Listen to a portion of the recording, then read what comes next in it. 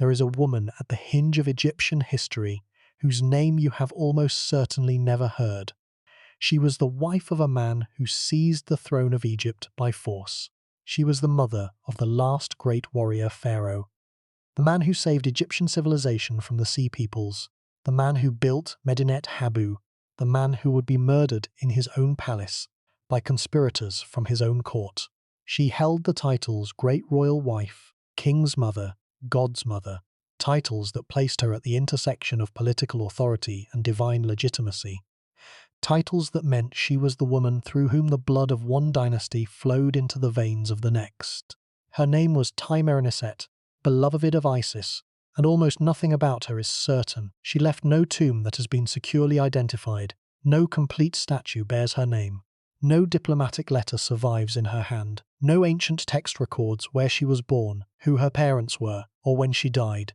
She exists in the historical record as a collection of fragments, a cartouche on a temple wall, a title on a stela, a name in an inscription that was carved to honor her son rather than herself. The woman who gave Egypt its last great defender is, herself, almost invisible, present at the most critical juncture in 3,000 years of pharaonic history, and yet barely there at all. The numbers are striking. Ramesses III, her son, ruled for approximately 31 years, from roughly 1186 to 1155 BC. During those 3 decades, he fought 3 major military campaigns against foreign invaders, built one of the most impressive temple complexes in all of Egypt, managed an economy in terminal decline, and was ultimately assassinated in a conspiracy organized by members of his own harem.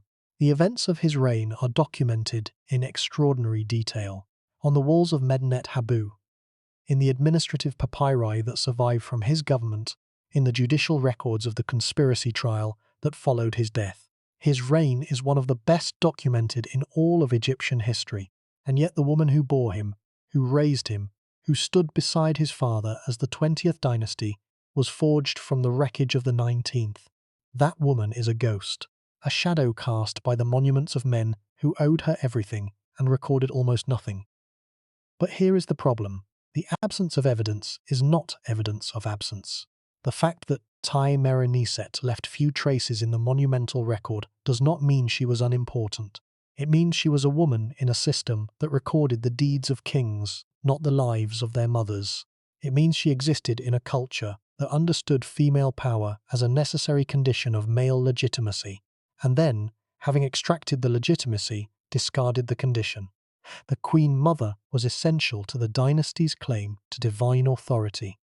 She was the vessel through which the royal blood was transmitted, the woman whose body connected one pharaoh to the next. And once that connection was established, once the son was on the throne, once the dynasty was secure, the vessel was no longer needed. It could be set aside, forgotten, left unnamed in the very temples that her existence had made possible. By the end of tonight, you're going to understand how a woman who may have been the last link between the 19th and 20th dynasties, the living bridge between the age of Ramesses the Great and the age of the Bronze Age collapse, was erased not by enemies but by the very system she served. This is the story of the woman behind the last great pharaoh, the woman whose blood made a dynasty, the woman whose name was spoken only when it served her son's ambitions. Have forgotten the moment those ambitions were fulfilled, and there is a deeper dimension to her absence that goes beyond the politics of any single reign. Tiye-Mereniset stands at the center of one of the most important transitions in all of ancient history, the moment when the Bronze Age world order collapsed, and the Eastern Mediterranean was reshaped by fire and migration. Her husband founded a new dynasty in the wreckage of the old. Her son fought the battles that determined whether Egypt would survive or fall alongside the Hittites, the Mycenaeans, and the cities of the Levantine coast. The stakes could not have been higher, and the woman who connected the old world to the new, the woman whose body and lineage carried the past into the future, is barely a footnote in the story. She is not a footnote because she was unimportant. She is a footnote because the system that produced her was designed to record the triumphs of pharaohs, not the lives of the women who made pharaohs possible. The footnote is not an accident. It is a feature of the record And understanding that feature, understanding who gets remembered and who does not, and why, is as important as understanding the battles and the monuments themselves. Before we get started, if you find these mysteries as fascinating as we do, take a second to like the video or subscribe. It's a simple action, but it helps this channel reach more curious minds like yours. Now, let's begin. To understand Tiye-Mereniset, you must first understand the crisis that created her significance. The collapse of the 19th dynasty and the violent birth of the 20th. The 19th dynasty had been the most glorious in the New Kingdom. Founded by the military commander Ramesses I around 1295 BC, it reached its zenith under his grandson Ramesses II, the Great, the Builder, the Pharaoh, who ruled for 67 years and left his name carved on more surfaces than any ruler before or after him. Ramesses II was, by any measure, the most consequential pharaoh in Egyptian history. He fought the Battle of Kadesh against the Hittites, the largest chariot battle ever recorded. He signed the world's first known peace treaty. He fathered more than 100 children by multiple wives. He built Abu Simbel, the Ramesseum, the great hypostyle hall at Karnak, the city of Pi-Ramesses in the Delta. His shadow fell across every subsequent generation of Egyptian rulers who measured themselves against his achievements and found themselves wanting. But shadows, however long, eventually fade, and the shadow of Ramesses the Great began to fade almost immediately after his death around 1213 BC. His successor Merenptah, the 13th son, already elderly when he took the throne, managed a capable but unspectacular decade of rule, notable primarily for his defeat of a Libyan invasion and his famous Israel Stela, which contains the earliest known Egyptian reference to Israel as a people. After Merenptah's death around 1203 BC, the dynasty fractured. A succession crisis erupted between Seti II, Merenptah's designated heir, and a rival claimant named Amenmess, whose exact relationship to the royal family remains a matter of scholarly debate. The crisis was resolved, Seti II prevailed, but the damage was done. The dynasty's aura of invincibility had been cracked. What followed was a decade of instability that would have been unimaginable during the reign of Ramesses the Great. Seti II died after a troubled 6-year reign. A boy named Siptah was placed on the throne by a coalition of the Queen Regent Tiye-Mereniset and the foreign-born Chancellor Bey, an arrangement so unusual that it had no precedent in Egyptian history. Bey was eventually executed as the Great Enemy. Siptah died young, probably around 20 years of age, his body bearing the marks of a clubfoot that had afflicted him since childhood. Tiye-Mereniset, the Queen Regent, declared herself pharaoh, the second woman in Egyptian history to claim the full titulary of a male king. Her reign lasted approximately 2 years, and then it was over. What happened next is where Tiye-Mereniset's story begins, though she enters it not with a grand announcement, but with the silence that characterizes everything about her. A man named Setnakhte seized the throne. His origins are among the most debated questions in late New Kingdom studies.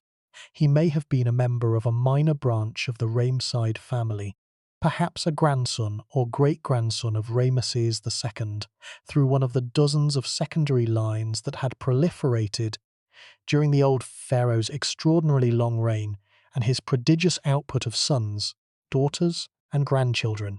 He may have been a military commander who leveraged his control of the army into a claim on kingship, using the chaos of the succession crisis as an opportunity to seize power through force. He may have been a high-ranking priest or administrator who saw an opportunity in the chaos and took it.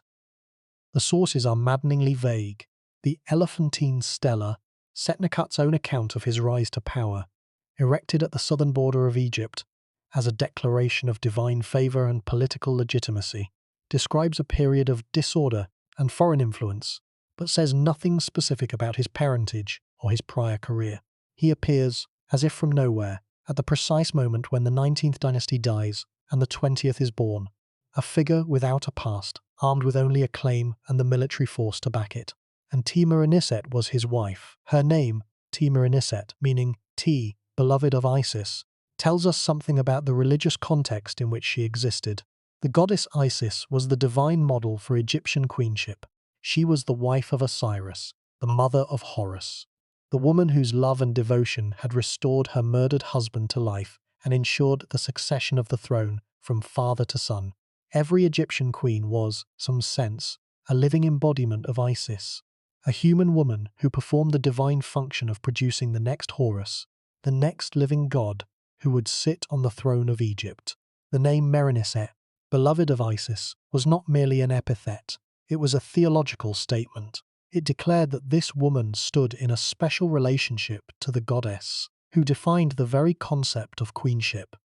It declared that her role in the dynasty was not merely political, but cosmic, that she was the human instrument through which the divine cycle of Osiris and Horus would continue. But who was she before she was the beloved of Isis? This is the question that haunts every study of Tiye-Mereniset, and it is a question that may never be answered. The most persistent scholarly hypothesis is that she was connected to the 19th dynasty royal family, perhaps a daughter or granddaughter of Ramesses II, through one of the many secondary lines that branched out from his enormous family. If this hypothesis is correct, then Tiye-Mereniset was the critical link between the two dynasties, the woman whose blood connected Setnakhte's new regime to the legitimacy of the old one. Setnakhte himself may have had no direct claim to the Ramesside succession, but if his wife was of Ramesside blood, if the mother of his children carried the genetic and, more importantly, the theological inheritance of the great dynasty, then his son, Ramesses III, could claim legitimacy through the maternal line. The dynasty was new, but the blood was old, and in a culture that placed enormous weight on divine lineage, old blood was worth more than any military victory or political maneuver. This is the hypothesis. The evidence for it is circumstantial but suggestive. The name Tiye itself is significant. It was the name of one of the most famous queens in Egyptian history, the powerful wife of Amenhotep III, who had redefined the role of the great royal wife during the 18th dynasty. Naming a daughter Tiye in the Ramesside period was a deliberate invocation of that earlier queen's prestige and authority.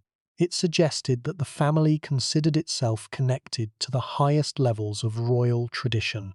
The additional name Merenptah reinforced this connection, linking the bearer to Isis and, through Isis, to the divine model of queenship that every Egyptian queen was expected to embody. But suggestive is not the same as conclusive. Other scholars have argued that Tiye-Mereniset's origins were more modest, that she may have been the daughter of a high-ranking military or administrative family elevated to the position of great royal wife through her marriage to Setnakhte rather than through any prior royal connection. The absence of any inscription that explicitly states her parentage is, these scholars argue, evidence that her parentage was not worth stating, that she was not of royal blood, and that the silence of the sources reflects the absence of a claim rather than the suppression of one. The debate is unlikely to be resolved without new evidence, a newly discovered inscriptions, a DNA analysis of identified royal mummies, or some other breakthrough that could definitively establish Tiye-Mereniset's genealogical position. In the meantime, she remains what she has been for 3,000 years, a woman defined by her relationships rather than by her origins, the wife of Setnakhte, the mother of Ramesses III, the queen whose blood, whatever its source, flowed through the veins of the last dynasty to rule a united Egypt in the pharaonic tradition. The setting in which Tiye-Mereniset lived was one of extraordinary tension and transformation. The transition from the 19th to the 20th dynasty occurred against the backdrop of the Bronze Age collapse, the systemic crisis that destroyed virtually every major civilization in the Eastern Mediterranean within a span of roughly 50 years. The Hittite Empire, Egypt's former rival and eventual treaty partner, was in its death throes. The Mycenaean palatial civilization in Greece was collapsing. The trading cities of the Levantine coast, Ugarit, Byblos, Sidon, were being destroyed one by one. The Sea Peoples, that enigmatic coalition of migrant and raiding groups whose origins are still debated, were pressing against the borders of every surviving state in the region. The international order that had sustained the Bronze Age world for centuries, the network of diplomatic correspondence, trade agreements, and mutual recognition that connected the great kings of Egypt, Hatti, Babylon, Assyria, and Mycenae was coming apart. This was the world in which Tiye-Mereniset became Queen Mother. Not a world of stability and prosperity, where dynastic transitions could be managed with leisure and confidence. A world of crisis, where every political decision was also a survival decision, where the wrong choice could mean not just the fall of a dynasty, but the end of civilization itself. Egypt was the last great Bronze Age power still standing, and the woman who had given that power its heir, the woman whose son would be called upon to defend Egypt against the most dangerous military threat it had faced in centuries, was watching from behind the walls of the palace. Unnamed in the battle records, invisible in the victory reliefs, present only in the titles that confirmed her role in the divine succession. The scale of the crisis that Tiye-Mereniset's world faced is difficult to overstate. Within a span of roughly 50 years, from approximately 1200 to 1150 BC, the Hittite Empire was destroyed, its capital Hattusa burned and abandoned, its population scattered. The Mycenaean palatial civilization in Greece collapsed, its great citadels at Mycenae, Pylos, and Tiryns destroyed in a wave of violence whose origins remain debated. The trading city of Ugarit on the Syrian coast, one of the cosmopolitan centers of the Bronze Age world, a place where languages from across the Mediterranean were spoken and scripts from multiple traditions were used, was destroyed around 1185 BC. The last letter from Ugarit's king, found unbaked in the ruins, pleaded for military assistance against approaching enemy ships. The assistance never came, the city never recovered. It was buried beneath sand and forgotten for 3,000 years. These were not isolated incidents. They were components of a systemic collapse that swept across the entire eastern Mediterranean, destroying the network of diplomatic, economic, and military relationships that had sustained the Bronze Age international order for centuries. The causes remain debated. Drought, documented in climate proxy records from lake sediments and tree rings, played a role. Population movements, the migrations of the Sea Peoples and other groups, were both a cause and a consequence of the instability. Economic disruption, the breakdown of the tin trade that was essential for bronze production, the severing of the maritime trade routes that connected Egypt to the Aegean and the Levant, undermined the material foundations on which the palatial economies depended, and internal political fragmentation, the succession crises, the palace coups, the administrative breakdowns that weakened states from within, made them vulnerable to the external pressures that would ultimately destroy them. Egypt survived. It survived because of its geographic advantages: the Nile, the desert barriers to east and west, the fertile delta that could feed a large population even when trade networks collapsed. It survived because of its military tradition, the chariot forces and the infantry armies that had been maintained and refined over centuries of Ramesside warfare, and it survived because of Ramesses III, the son of Tiye-Mereniset, the pharaoh who mobilized the resources of the Egyptian state in a defensive effort that ranks among the most significant military achievements of the ancient world.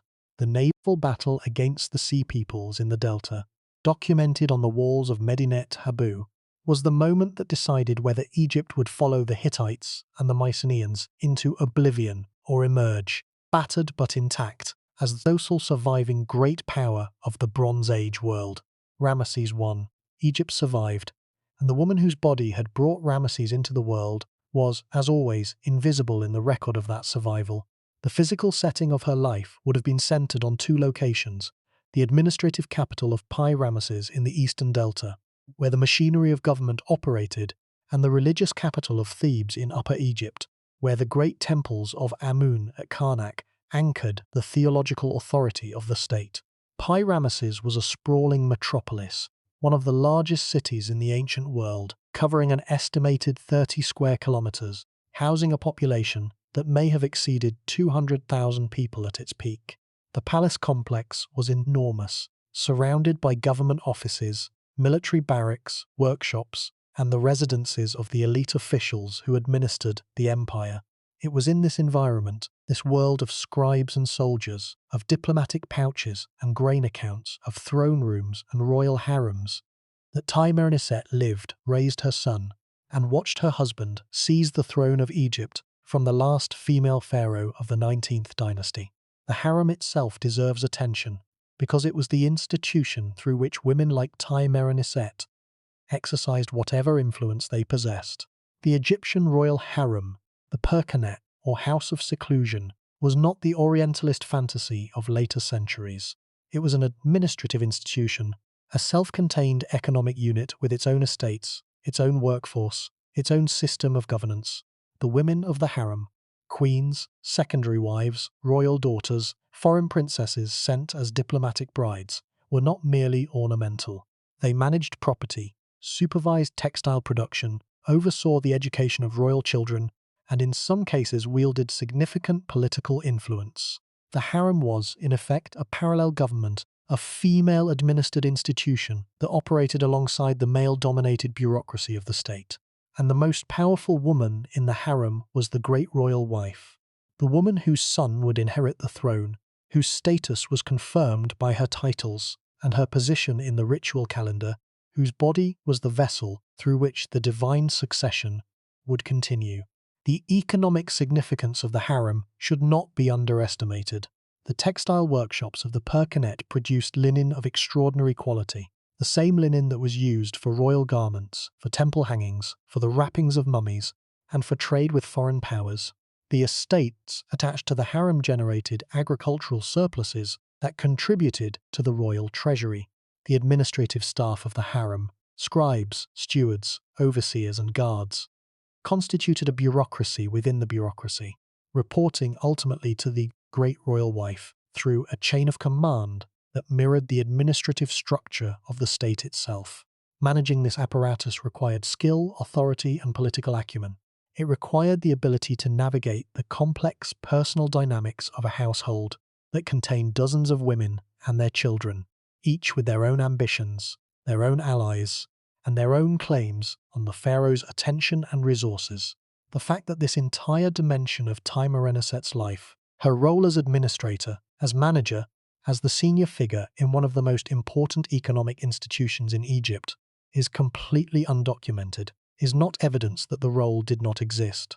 It is evidence that the recording system did not consider it worth documenting. The scribes who kept the records of the Egyptian state were interested in military campaigns, building projects, and religious ceremonies. The public, visible, monumental activities of the pharaoh. They were not interested in the management of the harem, an institution that was, by definition, enclosed, private, and female. The Perkanet was the house of seclusion. Its affairs were not public knowledge, and its senior administrator, the great royal wife, was as secluded from the historical record as the institution she governed was secluded from public view. Tiye-Mereniset held this position. She was the great royal wife of Setnakhte, the first among his women, the mother of his heir, the woman whose theological status as the living Isis legitimized the dynasty that her husband had founded by force. The power she held was real as the power of Tiye in the 18th dynasty, as real as the power of Nefertari in the 19th. But unlike Tiye and Nefertari, Tiye-Mereniset left almost no personal record. No love poems were carved in stone for her. No temple was built in her name. No diplomat addressed her as my sister in the language of international protocol. She was present at the birth of a dynasty and the survival of a civilization, and the record she left is barely more than a whisper. The contrast with her predecessors is instructive. Nefertari, the great royal wife of Ramesses II, received one of the most beautiful tombs ever created, QV 66 in the Valley of the Queens, its walls painted with scenes of such exquisite quality that they are considered among the masterpieces of world art. She received a rock-cut temple at Abu Simbel, standing at equal scale with the goddesses Hathor and Isis. She engaged in diplomatic correspondence with the Hittite queen Puduhepa, writing as an equal on matters of international significance. The record of Nefertari's life is rich, multidimensional, and deeply personal, revealing not just her titles but her relationships, her diplomatic skill, and the extraordinary devotion that her husband felt for her. Tiye-Mereniset received none of this. No tomb has been securely attributed to her. No temple was dedicated to her name. No personal correspondence survives. The distance between Nefertari's visibility and Tiye-Mereniset's invisibility is not a distance of time. They were separated by only a few generations. It is a distance of circumstance. Nefertari was married to the most powerful and most prolific builder in Egyptian history, a man who had 67 years on the throne and unlimited resources with which to honor his queen. Tiye-Mereniset was married to a man who seized the throne during a crisis, who ruled for only 2 to 4 years before dying, and whose primary concern was establishing the legitimacy of his new dynasty rather than commemorating the women of his household.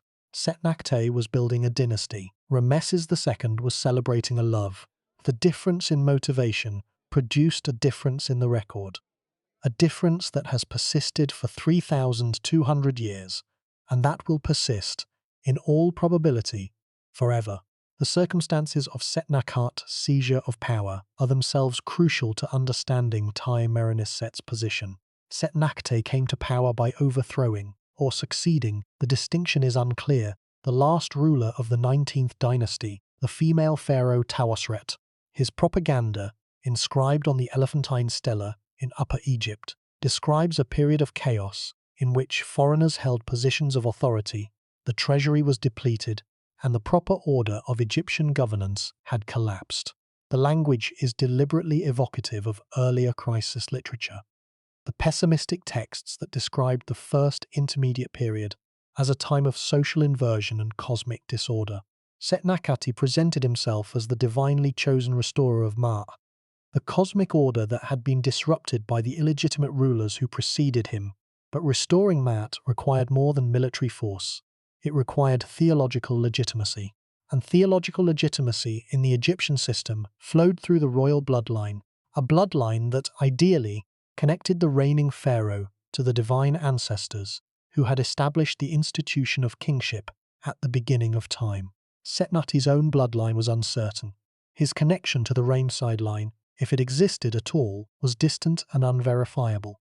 What he needed was a mechanism to bridge the gap between his new dynasty and the prestige of the old one, and the most reliable mechanism available was marriage.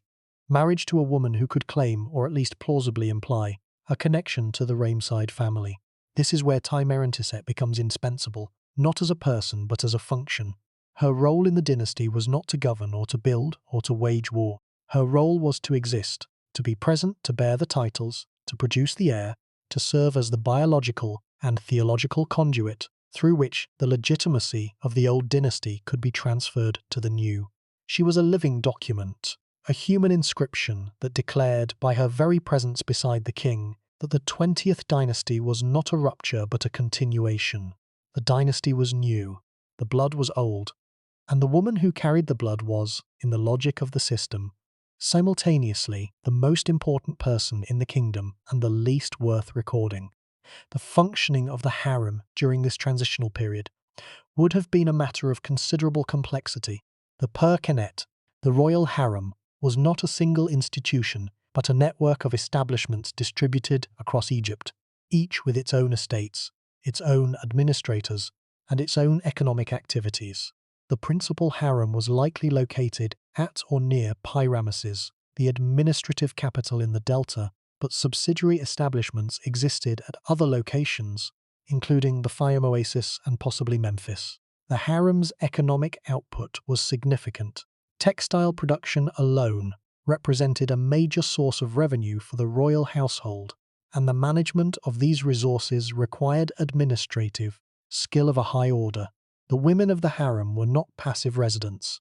They were economic actors, managers of estates, supervisors of workshops, participants in a system of production and distribution that contributed materially to the wealth of the state. Tiye-Mereniset, as great royal wife, would have been the senior woman in this system, the ultimate authority over the harem establishments, the woman to whom the administrators reported, the person whose approval was required for major decisions affecting the women and children of the royal household. This administrative role is completely undocumented in Tiye-Mereniset's case. We have no records of her decisions, her directives, or her management style, but the role existed. The system required it. And the absence of documentation does not mean the absence of activity. It means the absence of recording. The distinction matters. Tiye-Mereniset almost certainly governed a complex institutional apparatus. She almost certainly made decisions that affected the lives of hundreds of people, and almost certainly none of those decisions was written down, or if written down, none has survived. The community of Deir el-Medina, the village of craftsmen who built the royal tombs on the west bank of Thebes, provides an indirect window into the world in which Tiye-Mereniset lived. The Deir el-Medina records from the transition between the 19th and 20th dynasties show a community adjusting to a change in regime. New work orders were issued for the tomb of Setnakhte, who, as we have discussed, appropriated the existing tomb KV-14 from Tawasret rather than excavating a new one. The workers' records reflect the practical consequences of this decision: the need to modify an existing tomb rather than start fresh, the adjustments required when the new burial had to fit into a space that was designed for a different occupant. The records also show the continuation of the chronic supply problems that had plagued the village since the late 19th dynasty: late grain deliveries, reduced rations, complaints from the workforce about the failure of the state to meet its obligations. These records do not mention Tiye-Mereniset. They do not mention any queen by name, but they describe the world in which she lived, a world of strained resources, political uncertainty, and administrative improvisation. The transition from one dynasty to another was, at the level of daily life, not a dramatic rupture but a gradual adjustment. The workers kept working, the tombs kept being built, the grain kept being delivered, late, sometimes short, but delivered, and the Queen Mother, wherever she was part of this system, a participant in the daily functioning of a state that recorded its grain accounts more carefully than it recorded the lives of its most important women. And it gets worse, because the silence that surrounds Tiye-Mereniset is not merely a function of the passage of time. It is a function of the system, the same system that erased Tawasret, that marginalized Hatshepsut, that recorded the deeds of kings in colossal letters while leaving the lives of queens in footnotes. The system did not erase Tiye-Mereniset the way it erased Tawasret. There was no deliberate campaign of destruction, no chisels sent to cut her name from the walls. The erasure was subtler. It was the erasure of indifference, the erasure of a culture that simply did not think a Queen Mother's life was worth recording in detail. Tiye-Mereniset was not unmade. She was unseen. And the difference, 3,000 years later, is negligible. The result is the same. A woman who mattered enormously, whose existence was the precondition for everything her son accomplished, reduced to a name and a title, present, invisible, essential, forgotten. The core problem of Tiye-Mereniset's story is not that she was erased, it is that she was never fully inscribed in the first place, and that absence, that systematic, structural failure to record the lives of women who were essential to the functioning of the state, is, in many ways, more devastating than any deliberate act of destruction. Consider what the record does tell us. Tiye-Mereniset appears in inscriptions at Medinet Habu, the massive mortuary temple complex, built by her son Ramesses III on the west bank of the Nile at Thebes. In these inscriptions, she bears the titles King's Mother and God's Mother, titles that confirmed her status as the woman who had given birth to the living Horus, the reigning pharaoh. The titles are formulaic. They follow the standard pattern established for queen mothers across centuries of Egyptian royal tradition. They tell us that Tiye-Mereniset occupied a specific position in the theological hierarchy of the Egyptian state. They tell us nothing about who she was. The titles themselves deserve examination, because they reveal the logic of the system that both elevated and erased women like Tiye-Mereniset. The title King's Mother, Mnubtenesu, was one of the most prestigious titles a woman could hold in ancient Egypt. It placed her above all other women in the kingdom, including the reigning great royal wife. The king's mother was not merely the biological parent of the pharaoh. She was the woman through whom the divine succession had been accomplished, the human conduit through which the god Horus had entered the world in the form of the new king. The title carried with it specific ritual privileges: the right to appear in certain temple ceremonies, the right to use certain divine epithets, the right to be depicted in the company of goddesses in mortuary reliefs. but it also carried with it a fundamental limitation. The title defined the woman entirely in relation to her son. She was not Tiye-Mereniset, the individual. She was Tiye-Mereniset, the king's mother. Her identity was her function. Her function was her identity. And when the function was performed, when the son was on the throne, when the succession was secure, the identity had served its purpose. The title God's Mother, Merenptah, added a theological dimension to this relational identity. It declared that the woman had not merely given birth to a king but to a god. The pharaoh was the living Horus, and the mother of the living Horus was, by theological extension, the human equivalent of Isis, who had given birth to the divine Horus in the mythological cycle. The title placed Tiye-Mereniset in the company of the most powerful goddess in the Egyptian pantheon, a woman whose love had conquered death, whose devotion had ensured the continuity of divine kingship, whose magical power surpassed that of all other gods. It was an extraordinary honor, and it was, simultaneously, a cage, because the title did not celebrate Tiye-Mereniset. It celebrated her function. It celebrated what her body had done, produced a god, not who she was as a person. The theology elevated the role while rendering the individual invisible. The system needed a king's mother. It did not need Tiye-Mereniset. Any woman of suitable status could have occupied the position. The fact that it was Tiye-Mereniset, that she had a specific history, specific experiences, a specific personality, was irrelevant to the system. The system cared about the function. The person behind the function was, theologically speaking, interchangeable. This structural invisibility is what makes Tiye-Mereniset's case so important for understanding the broader pattern of women's lives in ancient Egypt. She was not marginalized because she was unimportant. She was marginalized because she was important in a way that the recording system was not designed to capture. The monumental record, the temples, the stelae, the tomb walls, was designed to capture the deeds of kings. It was designed to record military campaigns, building projects, religious festivals, diplomatic agreements.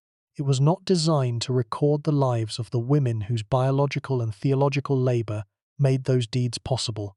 The system recorded the product, the pharaoh, and discarded the process, the queen mother who produced him. The result was a historical record that systematically underrepresented the contributions of women while systematically overrepresenting the achievements of men. Not because anyone consciously decided to minimize women's contributions, but because the recording system itself was built around a definition of significance that excluded everything women did. But here is what makes this truly terrifying. The problem is not limited to Tiye-Mereniset or to ancient Egypt. It is a structural feature of almost every historical recording system that has ever existed. The medieval chronicles of Europe focused on kings and battles, leaving the lives of queens, nuns, and ordinary women largely unrecorded. The classical histories of Greece and Rome centered on the actions of male citizens, with women appearing primarily as wives, mothers, or objects of dispute. The dynastic records of China, the temple inscriptions of Mesopotamia, the royal genealogies of sub-Saharan Africa, all exhibit the same structural bias, the same systematic failure to record the full range of human experience. The historical record is, everywhere and always, a record of what the powerful considered worth recording. And the powerful, everywhere and always, were men who considered their own deeds the most significant events in the world. The consequences of this structural bias are immense. They mean that the history we know, the history taught in schools, displayed in museums, told in documentaries, is not a representative sample of what actually happened in the past. It is a biased sample, skewed toward the experiences and perspectives of a narrow segment of the population. The women who raised the pharaohs, who managed the harems, who produced the textiles, who maintained the households, who performed the daily rituals that sustained the theological system. These women lived real lives, made real contributions, and experienced real joys and sufferings. And we know almost nothing about them. Not because their lives were less real than the lives of the kings they served, but because no one thought to write them down. Tiye-Mereniset's invisibility is a case study in this larger pattern. She was the wife of a king and the mother of a king. She occupied one of the most prestigious positions in the ancient world, and the information we have about her fills barely a paragraph. We do not know her parents. We do not know her childhood. We do not know when she married Setnakhte or what their relationship was like. We do not know how she experienced the political upheaval that brought her husband to power. Whether she supported his seizure of the throne, whether she feared it, whether she played an active role in the political maneuvering that preceded it. We do not know how many children she bore, though Ramesses III is the only one who can be identified with certainty as her son. We do not know when she died, whether she lived to see her son's military triumphs, whether she was still alive during the economic decline that marred the later years of his reign, whether she was present when the conspirators of the harem plot struck and her son was killed in his own palace. Every one of these questions is historically significant. Every one of them would, if answered, transform our understanding of the 20th dynasty and the transition from the 19th. And every one of them is, in all probability, permanently unanswerable. Not because the evidence was deliberately destroyed, but because it was never created. The scribes who recorded the affairs of the Egyptian state did not consider a queen mother's personal history worth writing down. They recorded her titles. They recorded her relationship to the king. They recorded her theological function. And they stopped. The rest, the person, the life, the experience, was not their concern. And it gets worse. Because the absence of personal information about Tiye-Mereniset means that we cannot fully understand the political dynamics of the early 20th dynasty. If Tiye-Mereniset was indeed of Ramesside blood, if she was the link that connected the new dynasty to the old, then her role in legitimizing Setnakhte's regime was not merely passive, it was active. She was the proof of continuity. Her presence beside Setnakhte on the throne was a visual and theological statement that the 20th dynasty was not a break with the past, but a continuation of it. The dynasty was new in its personnel, but old in its blood, and the blood flowed through Tiye-Mereniset. But if she was not of Ramesside blood, if the hypothesis of her royal origins is wrong, then the entire foundation of the 20th dynasty's legitimacy claims must be reassessed. Without a blood connection to the 19th dynasty, Setnakhte's claim to the throne rested entirely on his own merits, on military force, political skill, or divine selection. And Tiye-Mereniset's role would have been different, not a bridge between dynasties, but a newcomer to the position of great royal wife, a woman elevated by marriage rather than birth, whose legitimacy came from her husband's power rather than from her own lineage. The difference matters. It matters for our understanding of how the 20th dynasty justified its existence. It matters for our understanding of how dynastic transitions worked in ancient Egypt. And it matters for our understanding of Tiye-Mereniset herself. Whether she was a woman of royal blood who married a rising military commander and carried the old dynasty's legitimacy into the new, or whether she was a woman of more modest origins who was elevated to queenship by the fortunes of war and politics. Both stories are plausible. Both are consistent with the fragmentary evidence. And the fragmentary evidence is all we have. Something is wrong with our assumptions when the identity of the Queen Mother of one of the most important pharaohs in Egyptian history is a matter of scholarly conjecture rather than established fact. Something is wrong with a recording system that documented the number of enemy hands collected after a battle, the grotesque but meticulously recorded body count system that the Egyptians used to tally their military victories, but did not document the parentage of the woman who gave birth to the king who fought those battles. The priorities of the record are revealing.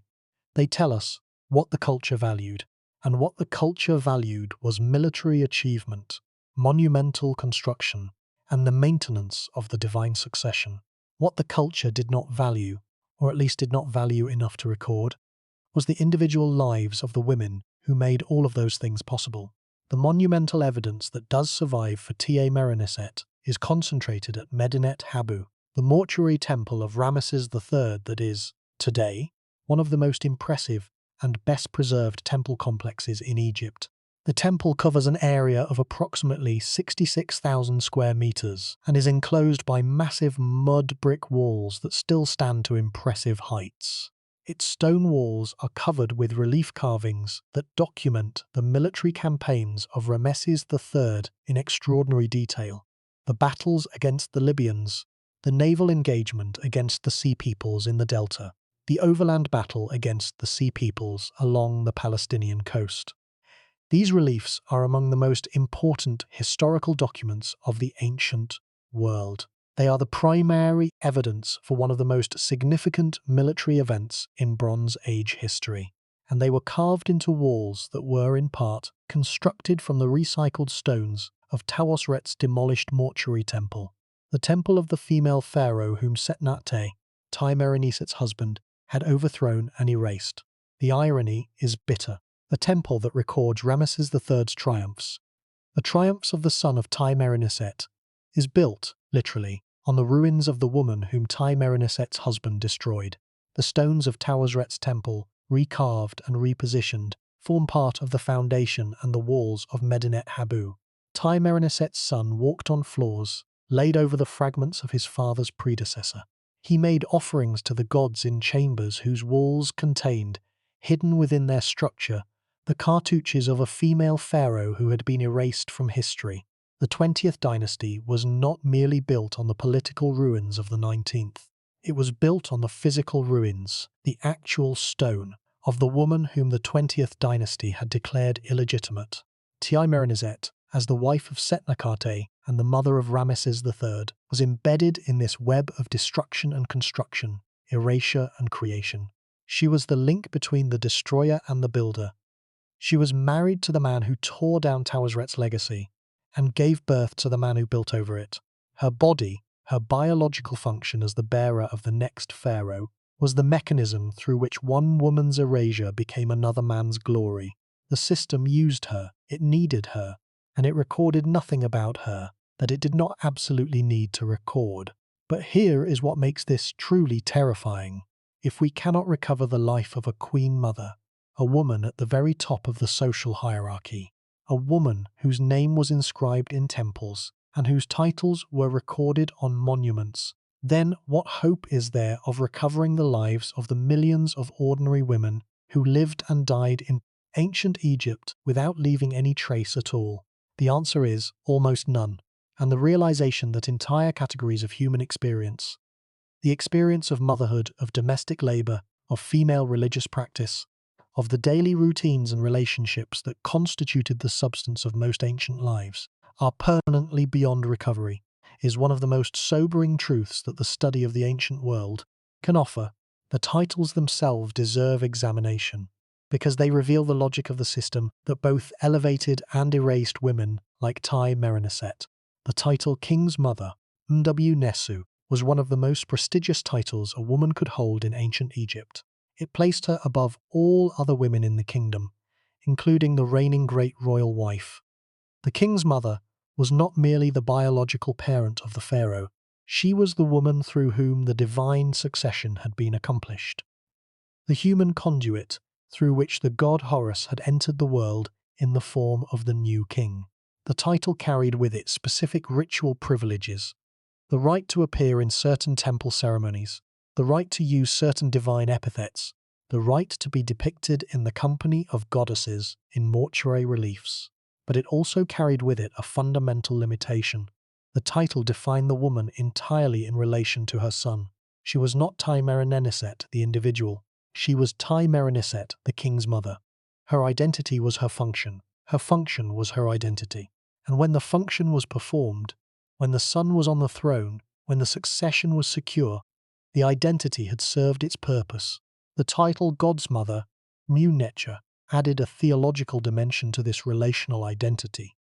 It declared that the woman had not merely given birth to a king but to a god. The pharaoh was the living Horus, and the mother of the living Horus was, by theological extension, the human equivalent of Isis, who had given birth to the divine Horus in the mythological cycle. The title placed Tiye-Mereniset in the company of the most powerful goddess in the Egyptian pantheon, a woman whose love had conquered death, whose devotion had ensured the continuity of divine kingship, whose magical power surpassed that of all other gods. It was an extraordinary honor, and it was, simultaneously, a cage. because the title did not celebrate Tiye-Mereniset, it celebrated her function. It celebrated what her body had done, produced a god, not who she was as a person. The theology elevated the role while rendering the individual invisible. The system needed a king's mother. It did not need Tiye-Mereniset specifically. Any woman of suitable status could have occupied the position. The fact that it was this particular woman, that she had a specific history, specific experiences, a specific personality, was irrelevant to the system. The system cared about the function. The person behind the function was, theologically speaking, interchangeable. This structural invisibility is what makes Tiye-Mereniset's case so important for understanding the broader pattern of women's lives in ancient Egypt. She was not marginalized because she was unimportant. She was marginalized because she was important in a way that the recording system was not designed to capture. The monumental record, the temples, the stelae, the tomb walls, was designed to capture the deeds of kings. It was not designed to record the lives of the women whose biological and theological labor made those deeds possible. The system recorded the product, the pharaoh, and discarded the process, the queen mother who produced him. The result was a historical record that systematically underrepresented the contributions of women while overrepresenting the achievements of men. Not because anyone consciously decided to minimize women's contributions, but because the recording system itself was built around a definition of significance that excluded everything women did. The harem conspiracy, the plot to assassinate Ramesses III, adds another dimension to Tiye-Mereniset's world, though her direct involvement is uncertain and may have been impossible depending on whether she was still alive at the time. The conspiracy occurred in approximately year 31 of Ramesses III's reign, around 1155 BC, and was organized by a secondary wife named Tiye, who conspired with court officials, military officers, and harem administrators to murder the pharaoh and place her own son, Prince Pentawa, on the throne instead of the designated heir. The plotters succeeded in their primary objective. Ramesses III was indeed killed, as modern CT scanning of his mummy has confirmed, revealing a deep throat wound that would have been immediately fatal. But the conspiracy ultimately failed as a political project. The designated heir, Ramesses IV, ascended to the throne and ordered a judicial investigation that resulted in the trial and punishment of more than 30 conspirators. The judicial records, preserved on several papyri, most notably the Turin Judicial Papyrus, are among the most remarkable legal documents to survive from the ancient world. They record the charges, the testimony, the verdicts, and the sentences in a style that is simultaneously bureaucratic and chilling. Conspirators were found guilty and sentenced to death. Others were forced to take their own lives.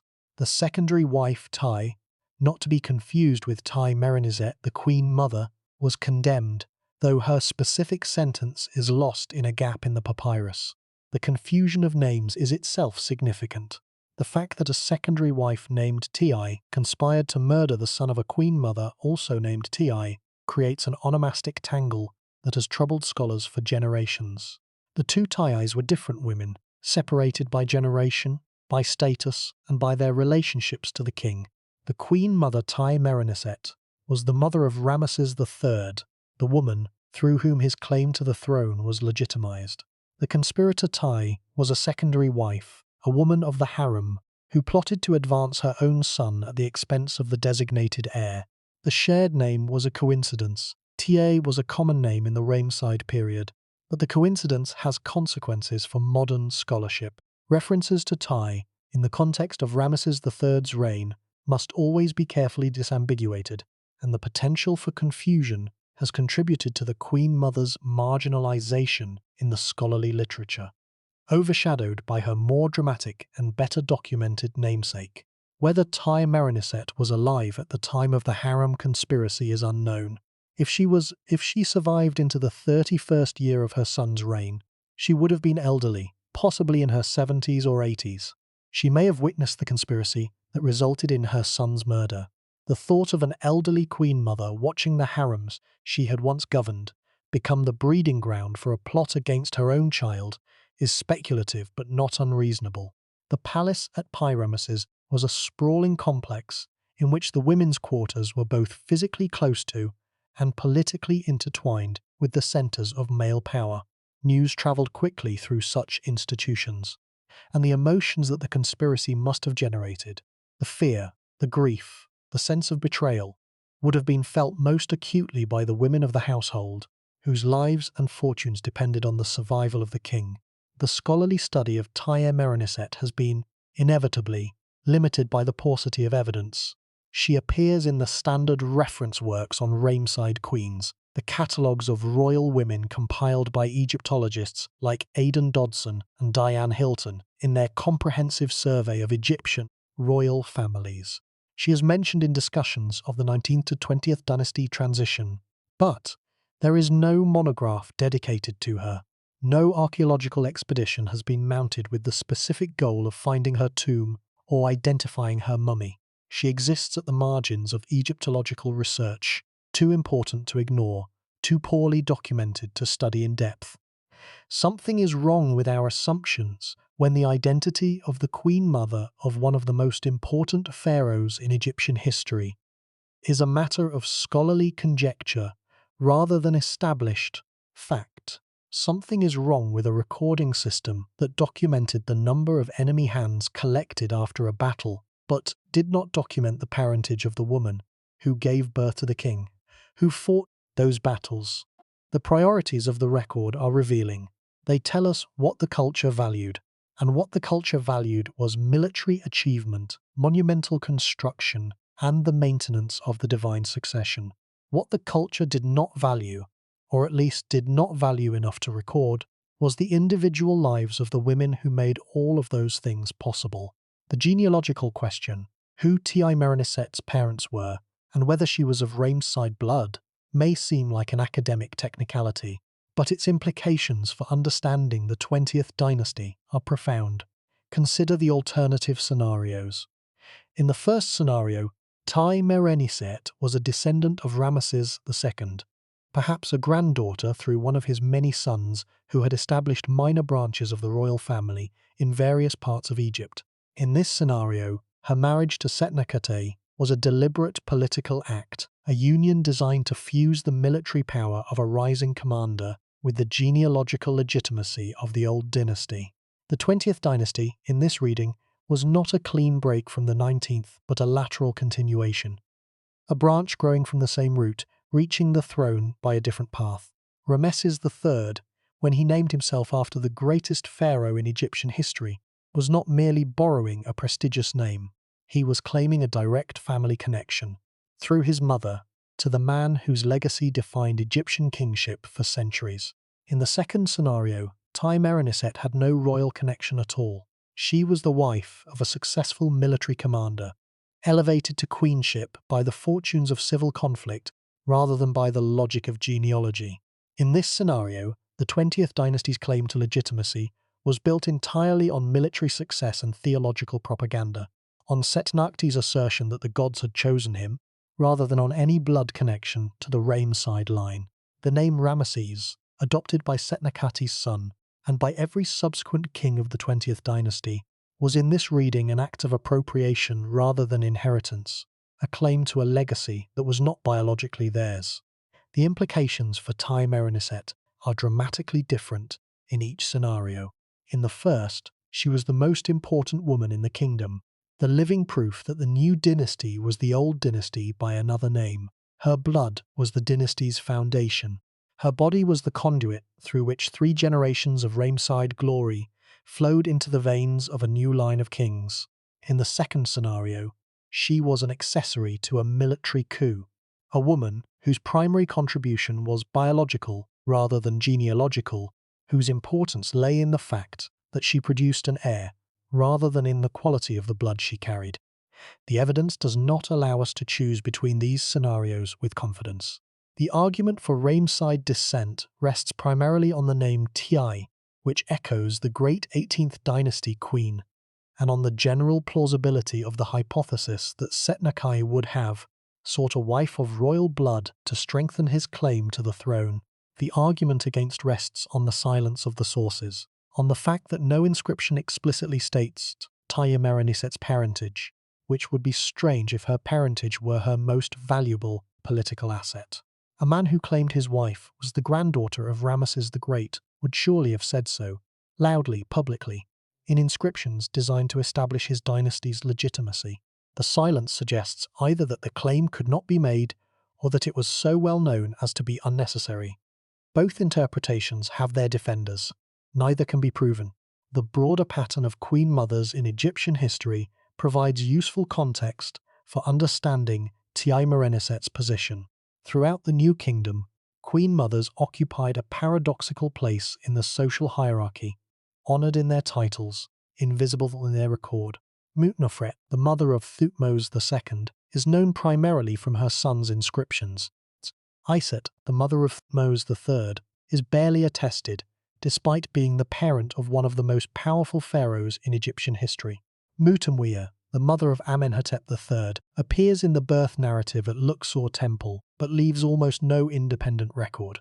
In each case, the pattern is the same. The mother is acknowledged as a function, celebrated as a title, and then absorbed into the anonymity of the harem. The individual disappears behind the role. The person is consumed by the position. Tiye of the 18th dynasty, the great wife of Amenhotep III, whose name Tiye-Mereniset echoes, is the exception that proves the rule. Tiye achieved a level of public visibility that was unprecedented for an Egyptian queen. She was depicted at colossal scale on her husband's mortuary temple statuary. She was addressed by name in diplomatic correspondence from foreign rulers. She continued to wield political influence after her husband's death, during the reign of her son Akhenaten. But Tiye's visibility was extraordinary precisely because it was unusual, because it broke the pattern that consigned most queen mothers to the margins of the record. And even Tiye's visibility was dependent on her relationship to a specific king, Amenhotep III, who chose to elevate her, who chose to depict her at monumental scale, who chose to announce her marriage on commemorative scarabs. Without that king's specific choice, Tiye would have been as invisible as every other queen mother in the dynasty. The visibility was a gift from the king.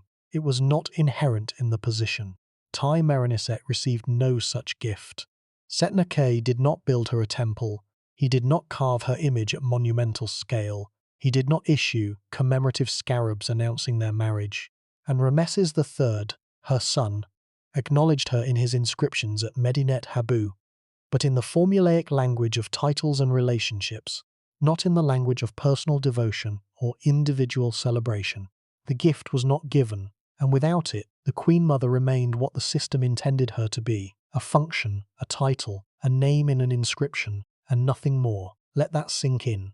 A woman at the top of the most powerful civilization in the ancient world, whose biological contribution was the precondition for everything that civilization accomplished in its final century of greatness, and whose personal record amounts to a name and a pair of titles inscribed in a temple she did not build, dedicated to gods she served, but who were not served in her name.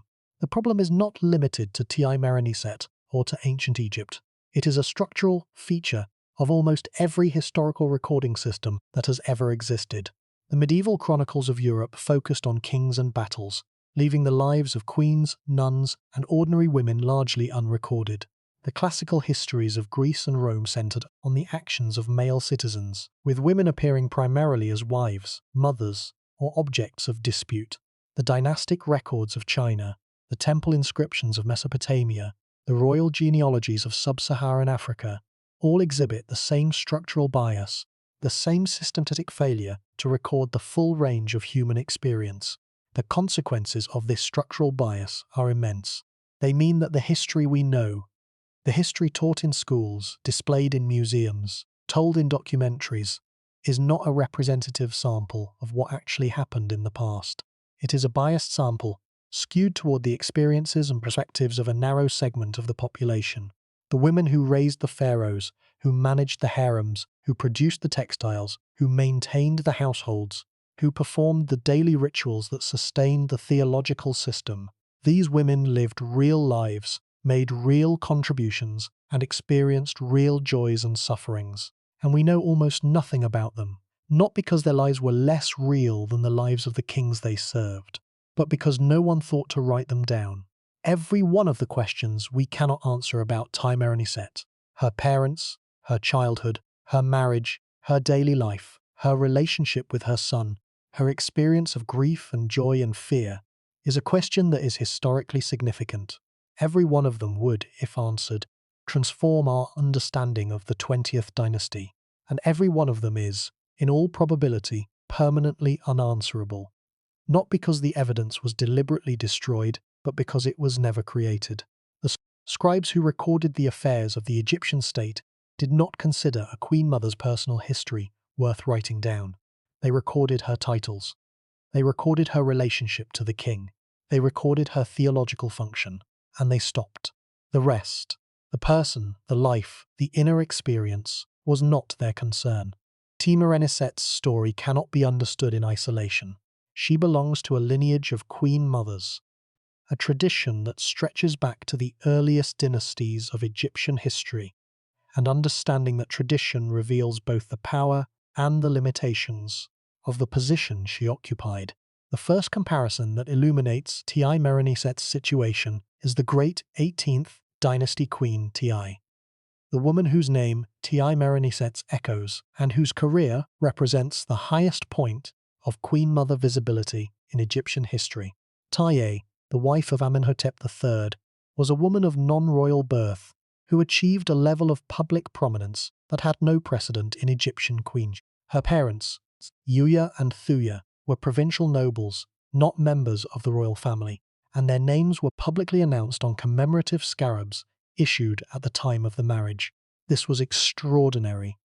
Egyptian kings did not normally broadcast the origins of their wives, and the fact that Amenhotep III chose to do so suggests either remarkable confidence in the match or a deliberate political statement about the irrelevance of royal blood to his choice of queen. The marriage scarabs were distributed across the empire. Specimens have been found as far afield as Syria and Nubia, making them among the earliest examples of something approaching a royal press release. Tiye's visibility only increased after her marriage. She was depicted at colossal scale on her husband's mortuary temple at Qom el-Hetan, seated beside the king in statues that rivaled the colossi of Memnon in their scale and ambition. She was addressed by name in diplomatic correspondence from foreign rulers, including Tushratta of Mitanni, who continued to write to Tiye after Amenhotep III's death, reminding her son Akhenaten to consult his mother on matters of foreign policy. The implication was clear. Foreign powers regarded Tiye as a political figure in her own right, not merely as the king's wife. Her influence extended beyond the harem, beyond the palace, beyond the borders of Egypt itself. What connects the 18th dynasty to Tiye-Mereniset is the question of what determines visibility. The earlier Tiye was visible because her husband chose to make her visible. Amenhotep III had the wealth, the power, and the inclination to elevate his queen to a level of public prominence that was unprecedented and would remain exceptional. Without that specific king's specific choice, Tiye would have been as invisible as every other queen mother in the dynasty, honoured in her titles but absent from the monumental record. The visibility was a gift from the pharaoh to his wife, and gifts by their nature are selective. Not every queen received them. Tiye-Mereniset did not receive this gift. The reasons are partly circumstantial. Setnakhte ruled for only 2 to 4 years, leaving him little time for the kind of expansive building program that Amenhotep III had used to elevate his queen, and Ramesses III, though he ruled for 31 years, was preoccupied with military crises, economic decline, and the management of a state that was slowly losing its ability to function. The resources that Amenhotep III had lavished on his wife were simply not available to the 20th dynasty pharaohs. The world had changed, the wealth was gone, and the Queen Mother, who might have been celebrated in an era of abundance, was overlooked in an era of survival. The second figure who illuminates Tiye-Mereniset's position is Ahotep, the warrior queen of the early 18th dynasty, whose career demonstrates that Egyptian queen mothers could, under certain circumstances, exercise direct military authority. Ahotep was the wife of Setnakhte and the mother of Ahmose I, the pharaoh who expelled the Hyksos from Egypt and founded the new kingdom. She lived during one of the most turbulent periods in Egyptian history, the Second Intermediate Period, when Lower Egypt was controlled by the Hyksos, a dynasty of foreign rulers of Syro-Palestinian origin, and Upper Egypt was governed by a native Egyptian dynasty based at Thebes. The war of liberation that ultimately drove the Hyksos from Egypt was a multi-generational effort. Setnakhte was killed in battle. His mummy bears the marks of catastrophic head wounds inflicted by Hyksos-style weapons. His successor Kamose continued the fight but also died young. It was Ahmose who finally completed the expulsion of the Hyksos and unified Egypt under native Egyptian rule. And behind Ahmose, holding the state together during the transition from a dead king to a child heir, stood Ahotep. A stela erected by Ahmose at Karnak describes his mother in extraordinary terms. She is praised as one who looked after Egypt's soldiers and who brought back her fugitives and collected her deserters. She is described as one who pacified Upper Egypt and expelled the rebels. The language is military. It describes a woman who exercised direct authority over the army during a period of crisis, who rallied troops who had fled the battlefield, who suppressed internal revolts that threatened to fracture the state at the moment of its greatest vulnerability, and who maintained the cohesion of the military apparatus at a moment when it was in danger of fragmenting entirely. The stela does not describe Ahotep in the passive language of queenship. It describes her in the active language of command. She is not a queen waiting in the palace for news from the front. She is a leader on the ground, making decisions, giving orders, holding the state together by force of will and personal authority. When Ahotep's burial was discovered in the 19th century, her coffin contained military honours, including the Golden Flies of Valor, a decoration awarded for bravery in battle, alongside the jewellery and amulets typical of a queen's burial. The combination of military and royal grave goods confirmed the textual evidence. This was a woman who had fought for her country and been honoured for it. The contrast with Tiye-Mereniset is revealing. Ahotep was a queen mother who exercised military authority openly, publicly, and was celebrated for it. The stela at Karnak proclaims her deeds in language that would be appropriate for a warrior king. But Ahotep operated in an exceptional context: a civil war against foreign occupiers, a succession crisis in which the survival of the state depended on someone holding the army together, a moment when the normal rules of gender and authority were temporarily suspended by the pressure of existential threat. Once the crisis passed, once Ahmose was securely on the throne and the Hyksos were expelled, the normal rules reasserted themselves. Ahotep was honoured for her wartime service, but was not depicted as a routine participant in military affairs. The exception was acknowledged, the rule was maintained. Tiye-Mereniset faced a comparable crisis. The Bronze Age collapse was, in many ways, a more dangerous threat to Egyptian civilization than the Hyksos had been, but there is no evidence that she played any direct role in the military response. The battles against the Sea Peoples were fought by her son, commanded by his generals, recorded on the walls of his temple. If Tiye-Mereniset played any role, as advisor, as administrator of the home front, as manager of the logistical apparatus that supported the military campaigns, the record does not mention it. The system that had celebrated Ahotep's military contributions did not celebrate any comparable contributions from Tiye-Mereniset. Whether this is because she made no such contributions, or because the recording system chose not to document them, is a question that cannot be answered. The third comparison takes us to the Valley of the Queens, the burial ground on the west bank of Thebes, where the wives and mothers of the Ramesses pharaohs were interred. The Valley of the Queens, known to the ancient Egyptians as Setnakhte, the place of beauty, was first used for royal burials during the early 19th dynasty and continued in use through the 20th.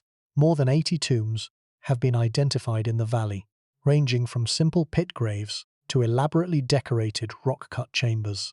The most famous is QV66, the tomb of Nefertari, whose paintings are among the masterpieces of Egyptian art. But the valley also contains tombs that are far less well-known and far less well-preserved. Tombs whose occupants can no longer be identified, whose decoration has been destroyed by water damage, whose contents were looted in antiquity and scattered beyond recovery. Tiye-Mereniset may be buried somewhere in this valley.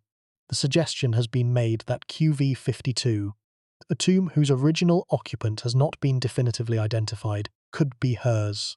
The evidence is circumstantial. The tomb's location, its size, and its approximate date are consistent with what would be expected for a great royal wife of the early 20th dynasty. But the identification is uncertain, and without definitive evidence, a cartouche, a title, a name on a wall, or a jar, it remains a hypothesis rather than a conclusion. The uncertainty about Tiye-Mereniset's tomb is itself significant. If she was buried in the Valley of the Queens, her burial has not been identified.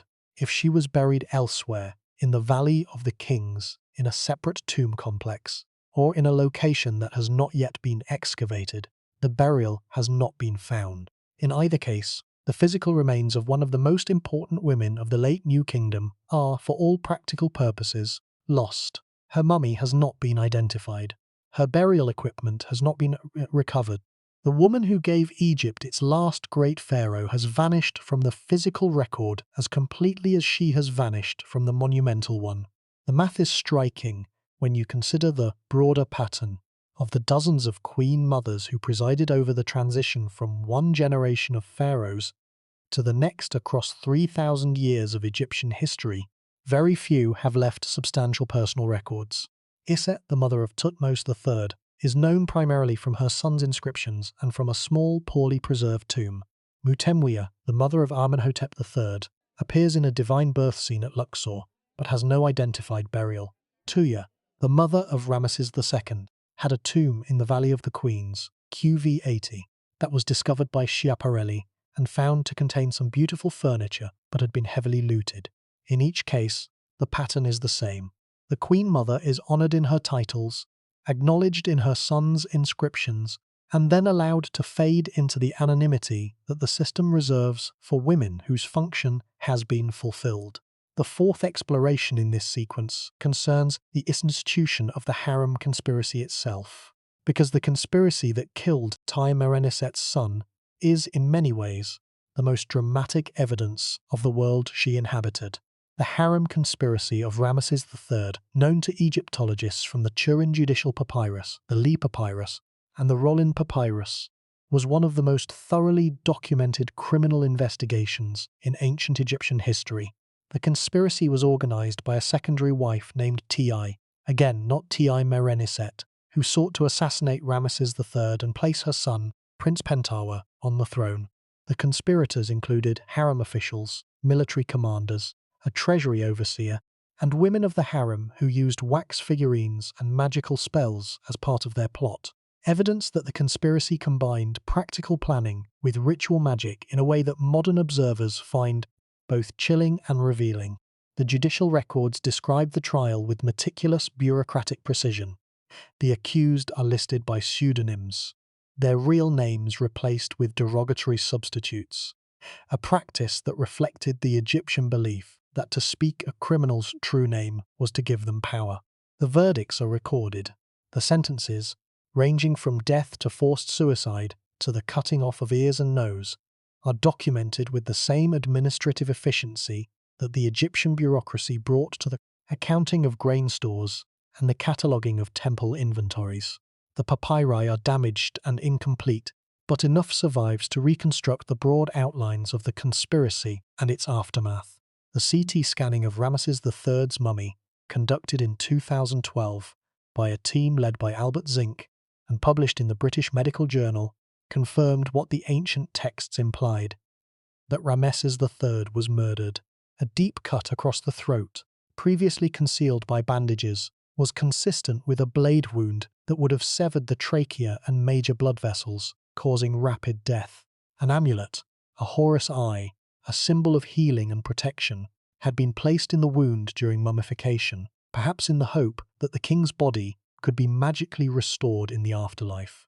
The discovery was a rare moment in which modern forensic science confirmed an ancient textual account, bridging 3,000 years of uncertainty with the clinical precision of a CT scanner. For Tiye-Mereniset, the conspiracy represents the ultimate failure of the system she had served. The harem, the institution she had once governed, the enclosed world in which she had raised the future pharaoh, became the breeding ground for the conspiracy that killed him. The secondary wife who organized the plot occupied the same domestic space that Tiye-Mereniset had occupied a generation earlier. The officials who facilitated the conspiracy served in the same administrative structure that Tiye-Mereniset had overseen as great royal wife. The institution that had been the source of Tiye-Mereniset's authority became the instrument of her son's destruction. Whether Tiye-Mereniset was alive to witness this is unknown, but the possibility is haunting. An elderly queen mother living in the palace complex at Ramesses or Thebes, hearing the news that her son, the pharaoh, the living god, the man she had raised and watched ascend to the throne, had been murdered in his own bedroom by members of his own household. The grief is unrecordable. It belongs to the category of human experiences that the monumental record was never designed to capture: the private, the personal, the interior life of a woman who had given everything to a system that gave her nothing in return except a title and a silence. The fifth comparison in this exploration broadens the frame beyond Egypt entirely to the queen mothers of other ancient civilizations, who illuminate, by contrast, the peculiar combination of honor and invisibility that characterized the Egyptian model. In the Hittite world, which flourished contemporaneously with the New Kingdom, the queen mother, the Tawananna, held a position of extraordinary institutional power. The Tawananna was not merely the mother of the king. She was the chief priestess of the state, the senior administrator of the royal household, and a political figure whose authority was independent of her relationship to any particular king. Crucially, the Tawananna retained her position even after her husband's death.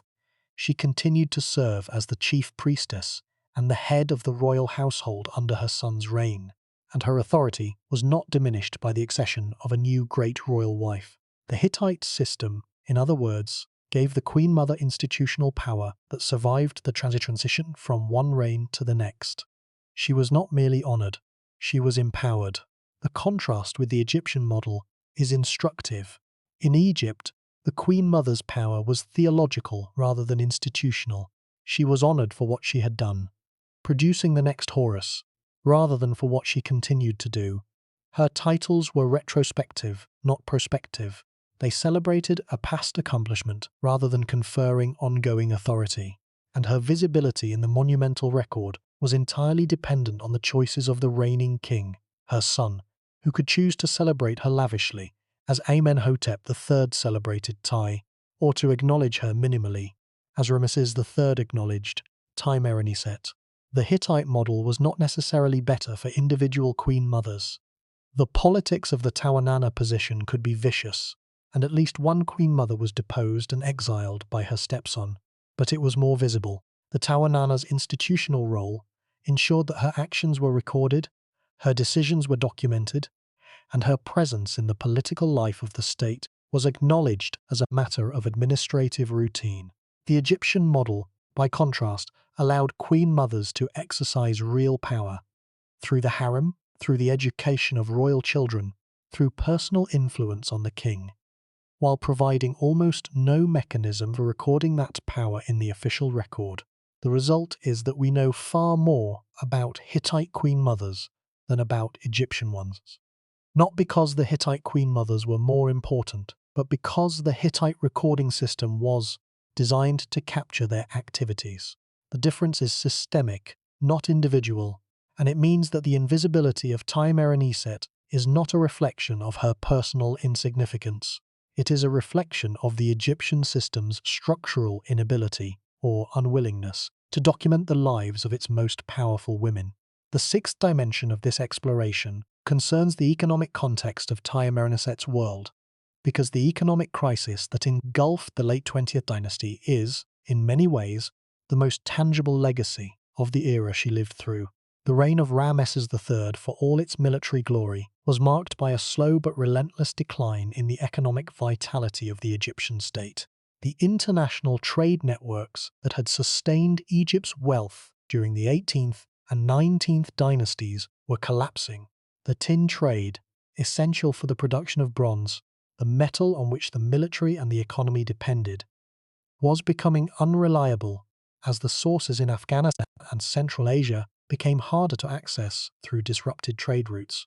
The grain surpluses that had funded the building programs of Ramesses II were shrinking as the agricultural system came under stress from a combination of lower Nile floods, administrative inefficiency, and the growing power of the temple estates, particularly the Temple of Amun at Karnak, which were absorbing an ever larger share of the national wealth.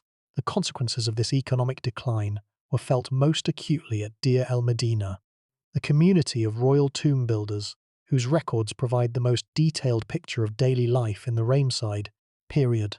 In year 29 of Ramesses III's reign, approximately 1157 BC, the workers of Deir el-Medina did something unprecedented.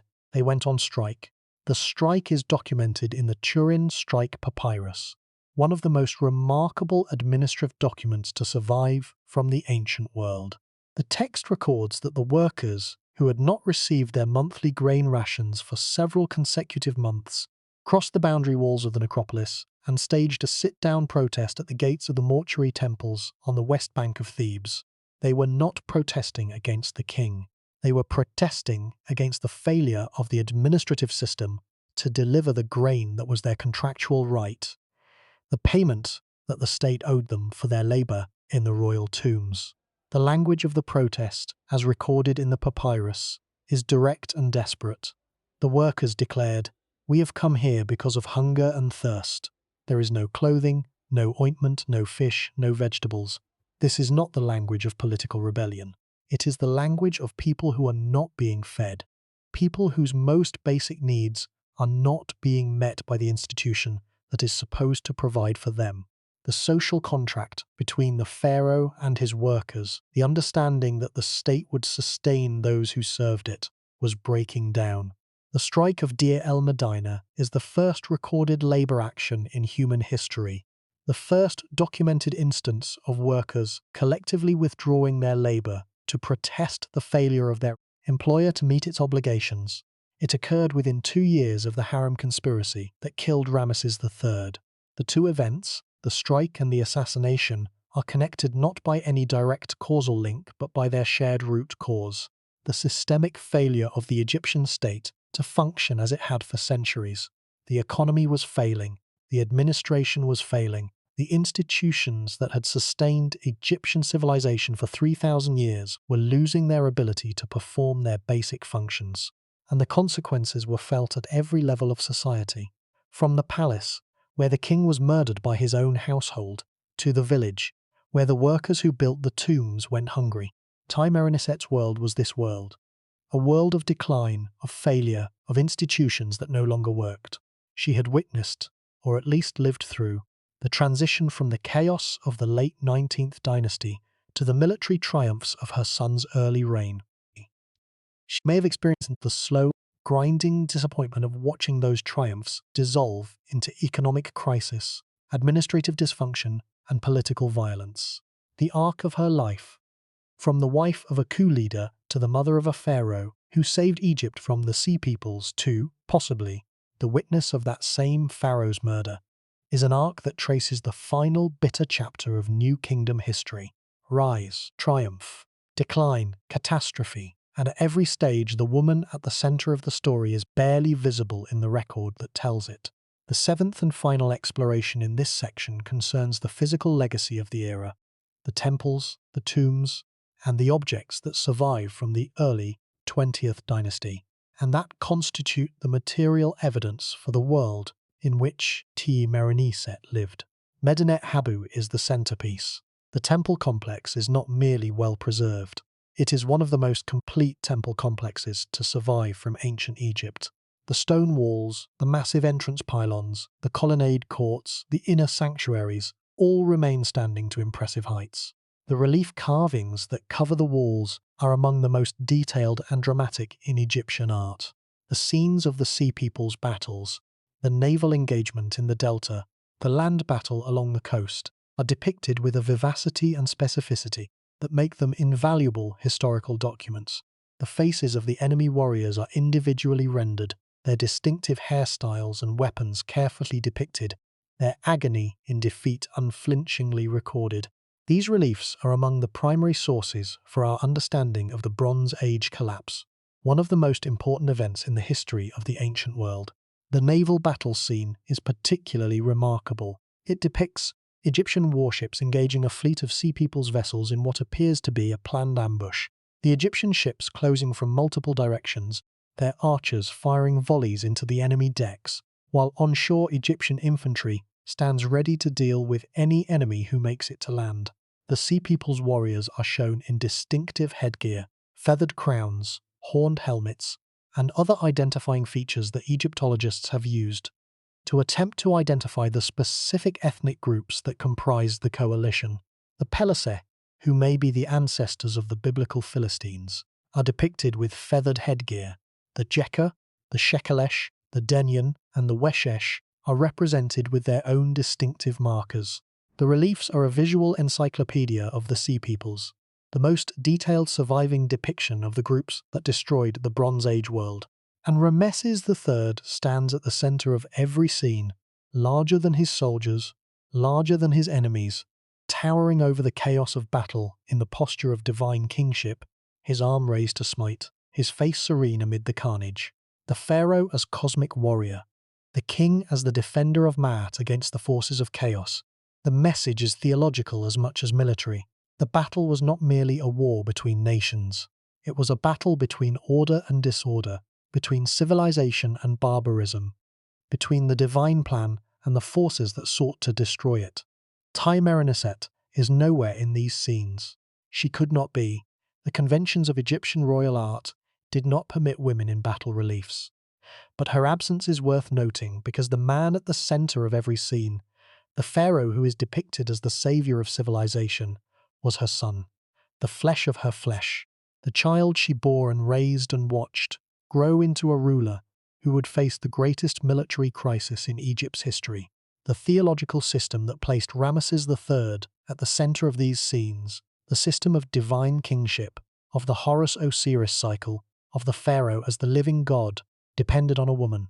It depended on the king's mother, on the god's mother, on the woman whose body was the conduit through which the divine succession was accomplished. Without her, there was no pharaoh. Without a pharaoh, there was no defense. Without a defense, there was no Egypt. The chain of causation runs directly from Tiye-Mereniset's body to the survival of Egyptian civilization, and the chain is invisible in the record that celebrates that survival. There is a further comparison worth drawing with Nefertiti of the Amarna period, whose story illustrates yet another variant of female power and its documentation in ancient Egypt. Nefertiti, the great royal wife of Akhenaten, achieved a level of visual prominence that exceeded even that of the 18th dynasty Tiye. In the art of the Amarna period, Nefertiti is depicted making offerings to the Aten, the sun disk that Akhenaten promoted as the sole god, without her husband, a privilege that was extraordinary for a queen. She appears on the boundary stele of Akhenaten's new capital city, Akhetaten. She is shown in the ritual smiting pose, swinging a mace over the heads of enemies in an image that was, in every other context, exclusively reserved for the pharaoh.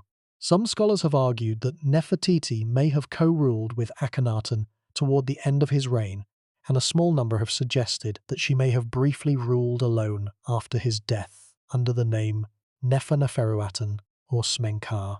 Nefertiti's prominence was a product of the Amarna revolution, the theological upheaval in which Akhenaten replaced the traditional pantheon with the worship of the Aten. In this new system, the royal couple, the king and the queen together, served as the intermediaries between humanity and the divine. The queen's role was not subsidiary to the king's, it was complementary. The divine light of the Aten shone through the royal couple as a pair, and both were necessary for the system to function. This theological innovation gave Nefertiti a visibility that had no precedent and that would have no sequel. When the Amarna revolution was reversed, when the traditional gods were restored and the memory of Akhenaten's heresy was suppressed, Nefertiti's extraordinary visibility became a liability. She was associated with a period that later Egyptians wished to forget. Her prominence was a product of a theological experiment that had failed, and the record of her life was partially erased, not as thoroughly as Tausret's would be, but enough to create significant gaps in the modern understanding of her career and her fate. the relevance to Tiye-Mereniset is indirect but important. Nefertiti's story demonstrates that the Egyptian system was capable of giving women extraordinary visibility, but only under extraordinary circumstances, and only when the theological rationale for doing so was explicitly constructed. Without the Amarna revolution, Nefertiti would have been another queen, honoured in her titles, acknowledged in her husband's inscriptions, and otherwise invisible. The visibility was not inherent in the position. It was created by specific people making specific choices in specific historical circumstances. And when those circumstances changed, when the revolution was reversed and the traditional system restored, the visibility evaporated. Tiye-Mereniset lived in the restored traditional system, the system that had no mechanism for giving queens extraordinary visibility unless the king himself chose to provide it. Setnakhte did not choose. Ramesses III did not choose. And so the Queen Mother remained what the traditional system intended her to be, a function, a title, an absence at the centre of the narrative, and built into the fabric of this extraordinary monument, turned inward, face down, hidden from view, are the stones of Tiye-Mereset's destroyed mortuary temple. The blocks have been identified by Egyptologists, who noticed that some of the stones in the walls and foundations of Medinet Habu bore inscriptions on their concealed faces, inscriptions that belonged not to Ramesses III, but to the female pharaoh whom his father had overthrown. The stones are there. The cartouches of Tiye-Meret are there, buried within the walls of a monument dedicated to the son of the woman whose husband destroyed Tiye-Meret's legacy. The layers of irony are almost too dense to pass. A female pharaoh's temple, dismantled by a usurper, whose stones were reused by the usurper's son to build the monument that recorded the usurper's grandson's greatest triumphs. And somewhere in this chain of destruction and construction, the Queen Mother, Tiye-Mereniset, who connected the usurper to his son, who made the dynasty possible, who carried whatever blood legitimized the whole enterprise from one generation to the next, left almost no trace at all. The small finds from this period, scarabs, seal impressions, ceramic jar labels, ostraca, provide occasional glimpses of Tiye-Mereniset's existence at the margins of the record. Scarabs bearing the cartouche of the king's mother, Tiye-Mereniset, have been identified in various collections, though the provenance of many of these objects is uncertain. These small objects are, as we have discussed in earlier episodes, often the most reliable evidence for the existence and activities of figures who were marginalized or erased in the monumental record. They are too small, too numerous, and too widely dispersed to be systematically destroyed. They survive in the archaeological record precisely because they were beneath the notice of the destroyers, or, in Tiye-Mereniset's case, because they were the only form of record that the system considered appropriate for a queen mother. A cartouche on a scarab, a title on a seal, a name on an amulet. These are the traces of a life that the monumental record did not consider worth preserving in any larger form. The contrast between the material evidence for Tiye-Mereniset and the material evidence for her predecessor Nefertari deserves sustained examination because it illuminates with particular clarity the difference between a queen mother who was celebrated and one who was overlooked. Nefertari, the great royal wife of Ramesses II, is one of the best documented queens in Egyptian history. Her tomb in the Valley of the Queens, QV66, contains some of the most exquisite paintings ever created by human hands. Scenes of the queen in the presence of the gods, her face rendered with a delicacy and attention to detail that has made the tomb a symbol of ancient Egyptian artistic achievement. Her temple at Abu Simbel stands at the same scale as the goddess's Hathor-Nesis, its facade inscribed with the words, Nefertari, for whose sake the very sun does shine. Her diplomatic correspondence with the Hittite queen Padu-Hepa survives in the archives of Hattusa, preserved on clay tablets that record exchanges between two women conducting statecraft at the highest level. Tiye-Mereniset has none of this. No tomb with paintings, no temple with inscriptions, no correspondence with foreign queens. The distance between the two records is not merely a difference of degree, it is a difference of kind. Nefertari is a person in the historical record, a woman with relationships, activities, and a visual identity preserved in the paintings of her tomb. Tiye-Mereniset is a function, a title, a genealogical relationship, a theological role. The difference is the product of different circumstances. Nefertari was married to the most prolific builder in Egyptian history, while Tiye-Mereniset was married to a short-lived usurper and mother of a pharaoh who was preoccupied with military survival. But the effect is devastating. One queen lives in the record, the other merely exists in it, and the existence is so minimal, so attenuated, so stripped of personal content that it barely qualifies as a record at all. The women of Deir el-Medina, the wives and daughters of the tomb builders who carved and painted the royal tombs, provide an unexpected counterpoint to Tiye-Mereniset's invisibility. Thanks to the extraordinary survival of the Deir el-Medina archives, the thousands of ostraca, papyri, and other documents that were preserved in the dry conditions of the West Bank, we know more about the daily lives of these ordinary women than we know about the Queen Mother of Ramesses III. We know the names of specific women in the village, Setnakhte, who left a legal document distributing her property among her children, Henutawi, who wrote a letter complaining about a neighbour, women whose names appear in records of legal disputes, in supply inventories, in personal correspondence that survived, because it was written on limestone flakes that the desert climate preserved for millennia. The irony is acute. An ordinary woman in a craftsman's village left a richer personal record than the Queen Mother of Egypt, Setnakhte's will, which specifies which of her children will inherit her property and which will be disinherited, with pointed commentary about their behavior toward her, tells us more about one woman's personality, values, and family relationships than every surviving inscription about Tiye-Mereniset combined.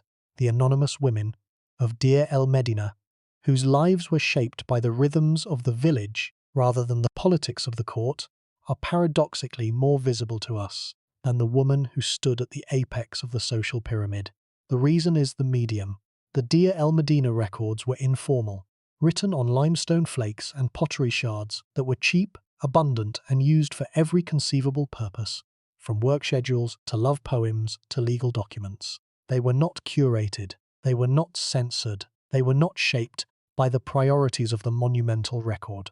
They recorded whatever the writers felt was worth recording, and the writers, being ordinary people rather than state scribes, felt that property disputes, personal complaints, and family relationships were worth recording. The monumental record, by contrast, was curated, censored, and shaped by the priorities of the state, and the state did not consider Queen Mother's personal lives worth documenting. The lesson is clear and uncomfortable. If we want to know about the lives of ancient women, even powerful ancient women, we should look not at the temples and the tombs, but at the trash. The formal, curated, state-sponsored record is designed to record the deeds of kings. The informal, uncurated, incidental record, the ostraca in the village dump, the legal documents in the local court, the personal letters tossed in the corner and forgotten, is where the lives of women survive. And the survival is accidental. It was not planned. It was not intended. It happened because someone wrote on a stone flake and threw it away, and the desert preserved what the monumental system did not consider worth preserving. The Valley of the Queens itself offers one more dimension to this exploration. The valley, Taset Neferu, was used for royal burials over a period of roughly 300 years, from the early 19th dynasty through the 20th. It contains more than 80 tombs, but the majority are poorly preserved, undecorated, or impossible to attribute to specific individuals. The valley was not exclusively a burial ground for queens. It also contained the tombs of royal children, particularly princes who died before their fathers. The mix of occupants, queens, princes, and other royal family members reflects the function of the valley as a subsidiary burial ground for the most important people who were not the pharaoh himself. The condition of the valley today is mixed, and in some places deteriorating. Some tombs, like Nefertari's QV66, have been carefully conserved and are accessible to visitors under strict conditions, limited numbers, timed entries, climate-controlled access, designed to minimize the impact of human presence on the fragile painted surfaces. Others are permanently closed to the public, damaged beyond safe access, or filled with flood debris, that would require significant resources to clear and stabilize. The archaeological survey of the valley is ongoing but incomplete. New tombs continue to be discovered, and the attribution of known tombs to specific individuals is frequently revised as new evidence comes to light. The possibility that Tiye-Mereniset is buried somewhere in this valley, in a tomb that has not yet been identified, or in a tomb that has been attributed to someone else on the basis of incomplete evidence, cannot be excluded. The thought is tantalizing. Somewhere beneath the Theban limestone, in a corridor that has not been opened since the Ramesses period, there may be a chamber that contains what the monumental record does not: the physical remains of Tiye-Mereniset, the burial equipment that accompanied her into the afterlife, and perhaps even the inscriptions that would tell us what the state-sponsored record never bothered to record: her parentage, her titles in full, the date of her death, the image that the artists of Deir el-Medina painted of her face on the walls of her burial chamber, an image that would give us, for the first time, a visual identity for the woman who has been nothing more than a name and a function for 3,000 years. The possibility exists. The probability is low. The desert is vast, the stone is deep, and the resources for excavation are limited. But the possibility, like the ghost of a cartouche beneath a usurper's overlay, like the faint outline of a name beneath the plaster of a replastered wall, persists. And as long as it persists, the search continues. Not because it is likely to succeed, but because the woman deserves to be looked for. She deserves the attention of a civilization that has belatedly recognized that the lives of its mothers are worth recording. The final object worth examining in this exploration is the Golden Flies of Valor, the military decoration that was found in the burial of the warrior queen Ahotep, and that has no equivalent in the burial of Tiye-Mereniset, if she has a burial at all. The Golden Flies were awarded for bravery in battle, specifically for persistent, aggressive action against the enemy. The way a fly returns again and again, despite being swatted away, the symbolism is vivid. And the fact that an Egyptian queen mother received a military decoration for personal bravery, that the system was capable of acknowledging and honouring a woman's direct contribution to the defence of the state, makes the silence around Tiye-Mereniset all the more striking. The system could honour women. It chose not to honour this one, not because she was undeserving, but because the circumstances of her life did not produce the kind of dramatic, visible, recordable contribution that the monumental system was designed to capture. She did not rally troops on a battlefield. She did not drive a chariot against foreign invaders. She gave birth to a pharaoh, and that, the most fundamental act of all, was not considered worth celebrating in stone. Step back now from the titles and the fragments, from the hypotheses and the absences. Step back from the specific case of Tiye-Mereniset and look at what her story reveals about the deepest structures of historical memory. What does it mean to be essential and invisible at the same time? This is not a paradox. It is a description of the condition of most human beings who have ever lived. The farmer who grew the grain, that fed the army, that defended the border, was essential to the survival of the state. He was also invisible, unnamed in the battle records, unacknowledged in the victory reliefs, absorbed into the anonymous mass of the population that made everything possible and received credit for nothing. The weaver who produced the linen that clothed the pharaoh was essential to the functioning of the court. She was also invisible, her name unrecorded, her skill unacknowledged, her contribution to the magnificence of the royal wardrobe dissolved into the anonymous output of the harem workshops. Tiye-Mereniset's invisibility is different from the farmer's or the weaver's only in degree, not in kind. She was more important than they were. Her biological contribution was the foundation of the dynasty itself, not merely a component of its economic apparatus. But the mechanism of her invisibility was the same. The recording system was not designed to see her. It was designed to see kings, and everything that was not a king, every person, every contribution, every dimension of human experience that did not fit the template of royal male achievement was, by default, invisible. Let that sink in. The implications extend far beyond ancient Egypt. Every civilization that has ever existed has had its essential invisibles. the people whose labor, whose bodies, whose daily contributions sustained the social order without being acknowledged by it. In ancient Rome, the slaves who built the aqueducts and harvested the grain and manufactured the goods that made Roman civilization possible were essential to every aspect of Roman life. They were also, in the Roman literary and legal tradition, defined as property rather than persons, invisible not because they were absent, but because the system classified them as things rather than people.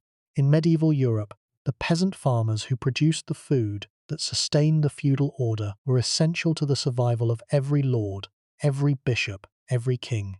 They were also, in the chronicles and annals that constitute the medieval historical record, almost entirely absent, mentioned only when they revolted, when they died in famines, or when their labor was disrupted by war. This is not science fiction. This is the actual structure of the historical record, a record that was created by and for a narrow elite and that systematically excluded the experiences of the vast majority of human beings. The record is not a mirror of the past. It is a funhouse mirror, distorting some things into colossal prominence while shrinking others into invisibility. The pharaohs are enormous in the historical record. The queen mothers are tiny. The ordinary women who managed the households and raised the children and maintained the social fabric are invisible. And the record's distortions are not random. They are systematic, shaped by the priorities, the prejudices, and the power structures of the people who created the record. Tiye-Mereniset's story forces us to confront this distortion directly. She was not a minor figure. She was the mother of the last great pharaoh of the New Kingdom, a man whose military achievements saved Egyptian civilization from destruction, whose building projects produced one of the most impressive temple complexes in the ancient world, and whose assassination in the Harem conspiracy is one of the most dramatic events in Egyptian history. Every one of these events traces back through the logic of the divine succession to the woman who bore the king. Every one of these events was made possible by her body, her blood, her existence as the conduit through which the Ramesside inheritance, real or claimed, flowed into the 20th dynasty. And the record of her life is thinner than the record of the grain deliveries to the Deir el-Medina workforce. The bureaucrats who counted wheat recorded more about their subject than the scribes who inscribed Tiye-Mereniset's titles recorded about theirs. The modern study of ancient women has made significant progress in the past several decades. Scholars like Joyce Tildesley, Gay Robbins, and Cara Cooney have produced important studies of queenship, female power, and gender relations in ancient Egypt, works that have challenged the older assumption that women were passive, peripheral, or unimportant in pharaonic society. These scholars have demonstrated that Egyptian women, especially royal women, wielded real power, managed real institutions, and made real contributions to the functioning of the state. The evidence for these contributions is often indirect, inferred from titles, from tomb representations, from the organizational structure of institutions that women are known to have managed, rather than explicit. But the inference is sound. The harem did not run itself. The textile workshops did not manage themselves. The education of royal children was not an automatic process. Someone, and the most likely someone, given the structure of the institution, was the great royal wife, was responsible for making these things happen. Tiye-Mereniset almost certainly exercised this kind of institutional authority, and the fact that no specific record of her exercise of it survives is a statement about the record, not about the reality. But the recovery of women's history faces a fundamental limitation that no amount of scholarly ingenuity can overcome. The evidence was never created. Unlike the case of Tawasret, whose memory was deliberately destroyed but whose traces survived in the stone, the memories of women like Tiye-Mereniset were never inscribed in the first place. There is nothing beneath the surface to discover.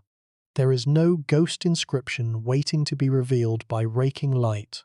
There is no palimpsest to be read, no overcut cartouche to be deciphered, no buried stela to be excavated. The silence is original. It is not the silence of erasure. It is the silence of omission, and omission, unlike erasure, leaves no traces to recover. Let that sink in. This is the grief moment of Tiye-Mereniset's story, not the grief of destruction, That was Tiye-Merenset's tragedy, the tragedy of a woman whose memory was actively attacked by men with chisels. This is the grief of indifference. The quiet, devastating realization that the system never cared enough about her to record what it was perfectly capable of recording. The scribes had the tools. They had the papyrus, the ink, the training, the time. They could have written down who Tiye-Mereniset's parents were. They could have recorded where she grew up, when she married, how many children she bore. They could have preserved at least the outline of her life, the basic biographical facts that would have allowed later generations to know her as a person rather than as a function. They chose not to. Not because the information was secret, not because it was dangerous, but because, in the priorities of the recording system, it simply did not matter. The woman who made the pharaoh did not matter enough to record. We live with the consequences of that choice every day. Every time we open a book about ancient Egypt and find the lives of kings described in exquisite detail, while the lives of queens are summarized in a sentence. Every time we visit a museum and see the pharaoh's statues towering over the tiny Ushabti figures that represent the anonymous masses, every time we try to reconstruct the full human experience of the ancient world and find that half of it, the female half, is missing from the record. The missing half is not a gap that future discoveries will fill. It is a permanent absence, the consequence of a recording system that did not consider women's lives worth documenting. And the permanence of that absence is, in many ways, the most important thing that Tiye-Mereniset's story can teach us. There is a modern parallel that makes the ancient pattern concrete. Consider how many people in the world today can name the mother of any historical figure. The mothers of presidents, of generals, of scientists, of artists. How many of their names are known? How many of their stories are told? The answer, with a few notable exceptions, is almost none. We know the names of the men who shaped history. We do not know the names of the women who shaped the men who shaped history. The recording system has changed. We have moved from hieroglyphs to print to digital, but the bias has not. The default assumption of historical recording is still that the public, the political, the military, and the monumental are more important than the private, the domestic, the biological, and the personal. And the people most affected by this bias are still the same people who were affected by it 3,000 years ago. The mothers, the wives, the women whose contributions to history were channeled through their relationships with men rather than expressed in their own names. Tiye-Mereniset is not just an ancient Egyptian queen mother. She is a representative figure, a symbol of every woman whose essential contribution to the human story was overlooked, not recorded, and permanently lost. She stands for the millions of women across millennia whose biological labor, the labor of pregnancy, childbirth, nursing, and child-rearing, made every subsequent generation possible and was never considered worth documenting. She stands for the women who managed households, administered estates, maintained social networks, and preserved cultural traditions through oral transmission and daily practice. Contributions that were essential to the survival of their communities, but that left no trace in the written record, because the written record was not interested in what women did. The grief is specific in Tiye-Mereniset's case. We mourn a particular woman, a particular life, a particular absence from a particular historical record. But the grief is also universal. It extends to every human being who has ever been essential and invisible at the same time. Every farmer, every laborer, every servant, every slave, every mother who sustained a world that did not consider their story worth telling. The historical record is a monument to the powerful. It is a graveyard for everyone else. And yet the work of recovery continues. That is the other truth that Tiye-Mereniset's story reveals, that the absence, however permanent, does not absolve us of the responsibility to look. Scholars continue to study the inscriptions at Medinet Habu, searching for clues about the Queen Mother's role in her son's reign.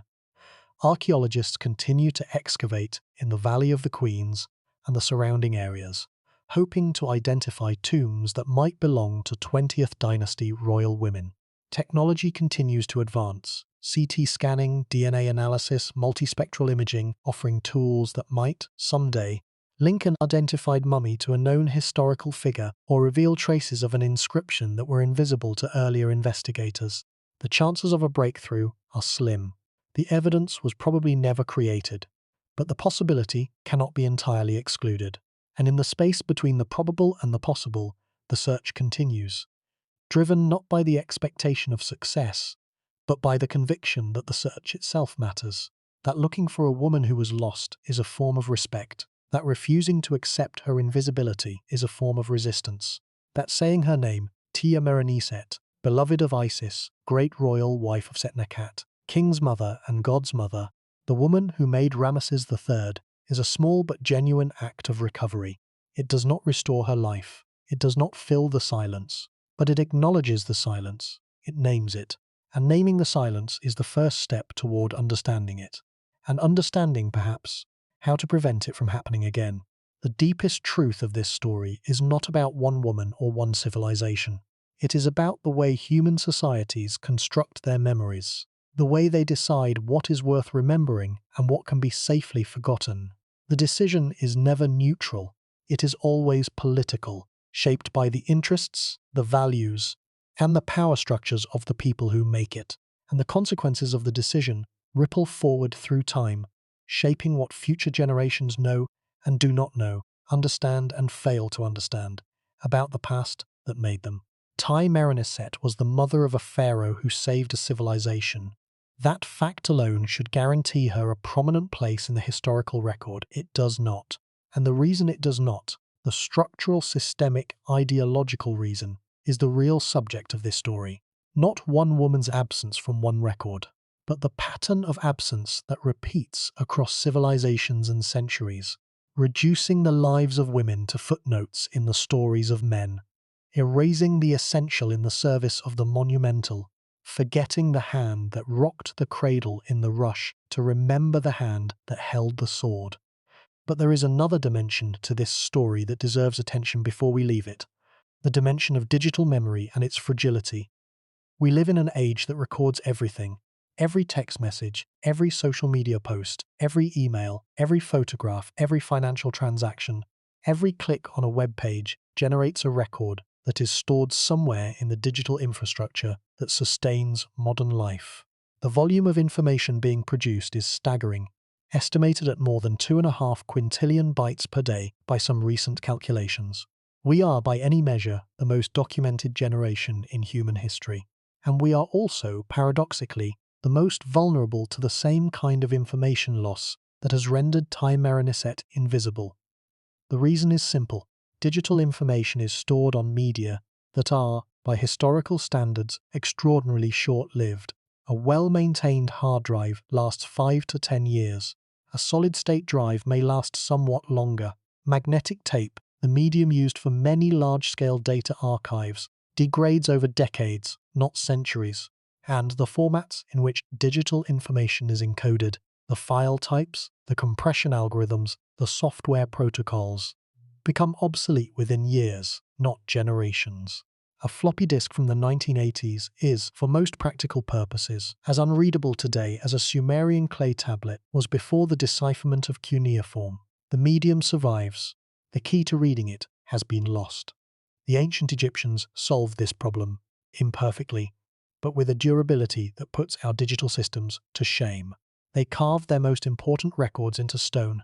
Stone lasts. Stone does not require electricity. Stone does not become obsolete. Stone does not depend on software or hardware that will be discontinued in a decade. A hieroglyphic inscription carved into limestone 3,000 years ago is still readable today, still legible, still comprehensible, still able to transmit information across the span of centuries. The medium and the message are one. The format is the content. And no technological change, no power outage, no server failure can render it inaccessible. But stone has its own limitations. It is heavy, expensive, and difficult to work. It can record only limited amounts of information. And it can be deliberately destroyed, as Tawaret's inscriptions were destroyed, as Hatshepsut's were defaced. Stone lasts, but it is not invulnerable. And the information that the Egyptians chose not to carve into stone, the personal details, the biographical specifics, the daily records that were committed to papyrus instead, has been almost entirely lost. The choice of medium determined the survival of the message. and the choice was made, always, by the people in power, by the scribes and the priests and the pharaohs who decided what was worth carving into stone and what could be left on perishable paper. Tiye-Mereniset's titles were carved in stone. Tiye-Mereniset's life was, presumably, recorded, if at all, on papyrus. The titles survived. The life did not. The lesson for our own civilization is uncomfortable but clear. We are committing the same error that the Egyptians committed, recording the things that power considers important while neglecting the things that power considers trivial. Our governments record their proceedings. Our corporations record their transactions. Our militaries record their operations. But the daily lives of ordinary people, the experiences of mothers, of caregivers, of the essential workers who sustain the infrastructure on which everything else depends, are recorded, if at all, in formats that will not survive the next century. The social media posts that document the lives of billions of people will be inaccessible within decades. The servers will fail, the companies will close, the formats will become obsolete. The emails that contain the personal correspondence of our age will be lost in the digital dark age that experts have been warning about for years. And the historical record that future generations will inherit, the record that will tell them who we were and what we valued, will be as skewed, as biased, as incomplete as the record that ancient Egypt left for us. We will be known by our monuments. Our daily lives will be forgotten. The pattern repeats, the silence deepens, and the essential people, the mothers, the caregivers, the invisible, will vanish from the record as completely as Tiye-Mereniset has vanished from hers. But perhaps the deepest truth of all is this: the invisibility is not permanent because we have chosen to see it. The act of studying Tiye-Mereniset, the act of asking who she was, where she came from, what she experienced, what her life was like, is itself a small revolution against the system that made her invisible. Every scholarly article that discusses her, every documentary that speaks her name, every student who reads about her in a textbook and pauses to wonder about the woman behind the title, these are acts of recovery. Small, imperfect, necessarily incomplete, but real. They do not restore Tiye-Mereniset to the record from which she was excluded, but they create a new record, a modern record, compiled by people who believe that Queen Mother's lives matter, that women's experiences deserve documentation, that the bias of the ancient recording system does not have to be the final word on who is remembered and who is forgotten. The new record is being written now. It is being written by Egyptologists who study the fragments with care and imagination. It is being written by historians who challenge the assumptions that shaped the old record. It is being written by filmmakers and writers and educators who believe that the stories of invisible women are worth telling, not because they are dramatic or sensational, but because they are true. The truth of Tiye-Mereniset's story is not a truth of specific facts. We do not have the facts, and we probably never will. It is a truth of pattern, the pattern of essential invisibility, of structural marginalization, of systems that use women and discard the records of their use. This pattern is not ancient history, it is contemporary reality, and recognizing it, seeing it clearly, naming it precisely, refusing to accept it as inevitable is the beginning of change. Consider how our own age will be remembered 1,000 years from now. The presidents and prime ministers will be in the history books. The military campaigns will be documented. The great buildings will be photographed and catalogued. But the mothers who raised the children, who became those leaders, the caregivers who sustained the elderly and the sick during the pandemics that defined our era, the essential workers who kept the infrastructure running while the powerful made the decisions that the history books will record, their names will be lost, their stories will be unrecoverable, and future historians, looking back at our era with the same tools we use to look back at ancient Egypt, will reconstruct a version of our world that is as distorted, as incomplete, as biased toward the powerful as the version of ancient Egypt that the pharaohs left for us. The pattern is not breaking, it is replicating, and the only force that can break it is the conscious, deliberate, sustained decision to record what power considers trivial, the lives of the essential and the invisible. Tiye-Mereniset was essential. Tiye-Mereniset was invisible. The two facts are not contradictory. They are connected. each one the consequence of the other, each one reinforcing the other, creating a cycle of use and erasure that has operated across millennia and that operates still. The cycle can be broken. It is being broken, slowly, imperfectly, with great difficulty, by the same force that has always broken the silence of the invisible. Attention, care, the willingness to look at what was there all along and to say, this matters, this person mattered, this life mattered, and the fact that no one wrote it down 3,000 years ago does not mean that no one should say it now. Stand at the entrance to Medinet Habu, not inside, just at the edge, where the massive entrance pylon rises against the Theban sky. The stone is warm. The carvings are sharp. The warriors and the chariots and the fallen enemies still clearly visible, still telling their story of battle and victory to anyone who stops to look. This temple has been standing for more than 3,000 years. It has survived floods, earthquakes, sand accumulation, tomb robbers, stone quarriers, and the slow chemical erosion of time. It is one of the best preserved temples in all of Egypt, and somewhere in its fabric, hidden in the foundations, turned inward in the walls, face down in the paving stones, are the fragments of another temple, the temple of Tiye-Mereniset, the temple that was dismantled by Tiye-Mereniset's husband and reused by Tiye-Mereniset's son. The stones of one woman's erasure built into the monument of another woman's son's glory. The layers of irony are almost too dense to comprehend, but they tell us something important about the nature of power, memory, and the physical fabric of civilization. Temples are not just buildings. They are arguments made in stone about who matters, whose deeds are worth recording, whose memory deserves to endure, and the argument that Medinet Habu makes is unambiguous. Ramesses III matters. His battles matter. His victories matter. His relationship to the gods matters.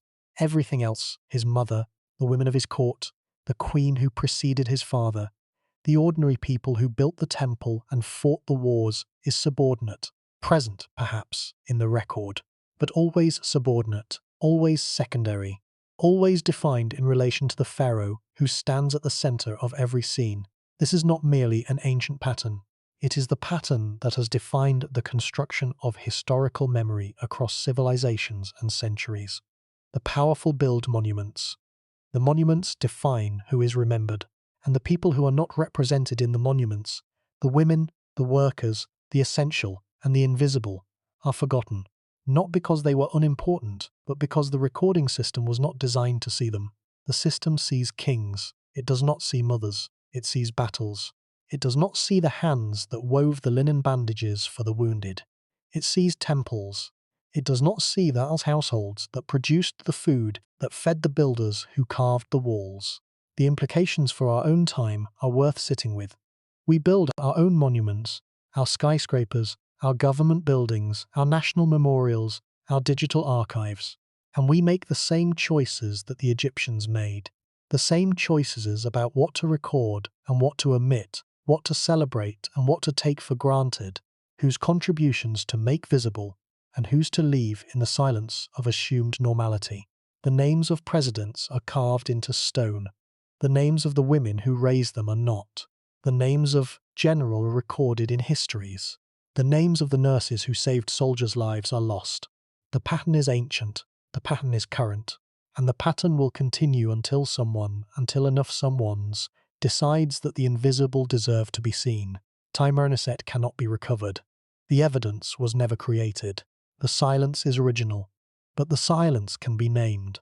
It can be recognized for what it is. Not an accident, but a choice, made by a system that valued certain kinds of contributions over others, certain kinds of people over others, certain kinds of stories over others. Naming the silence does not fill it, but it acknowledges it, and acknowledgement is the precondition for change.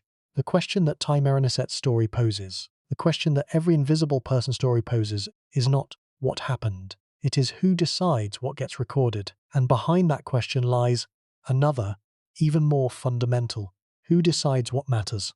The answer to these questions determines what future generations will know about us. It determines which stories will survive and which will be lost. It determines whether the essential and the invisible will remain invisible, or whether, finally, the recording system will be expanded to include the full range of human experience, the private as well as the public, the domestic as well as the monumental, the female as well as the male.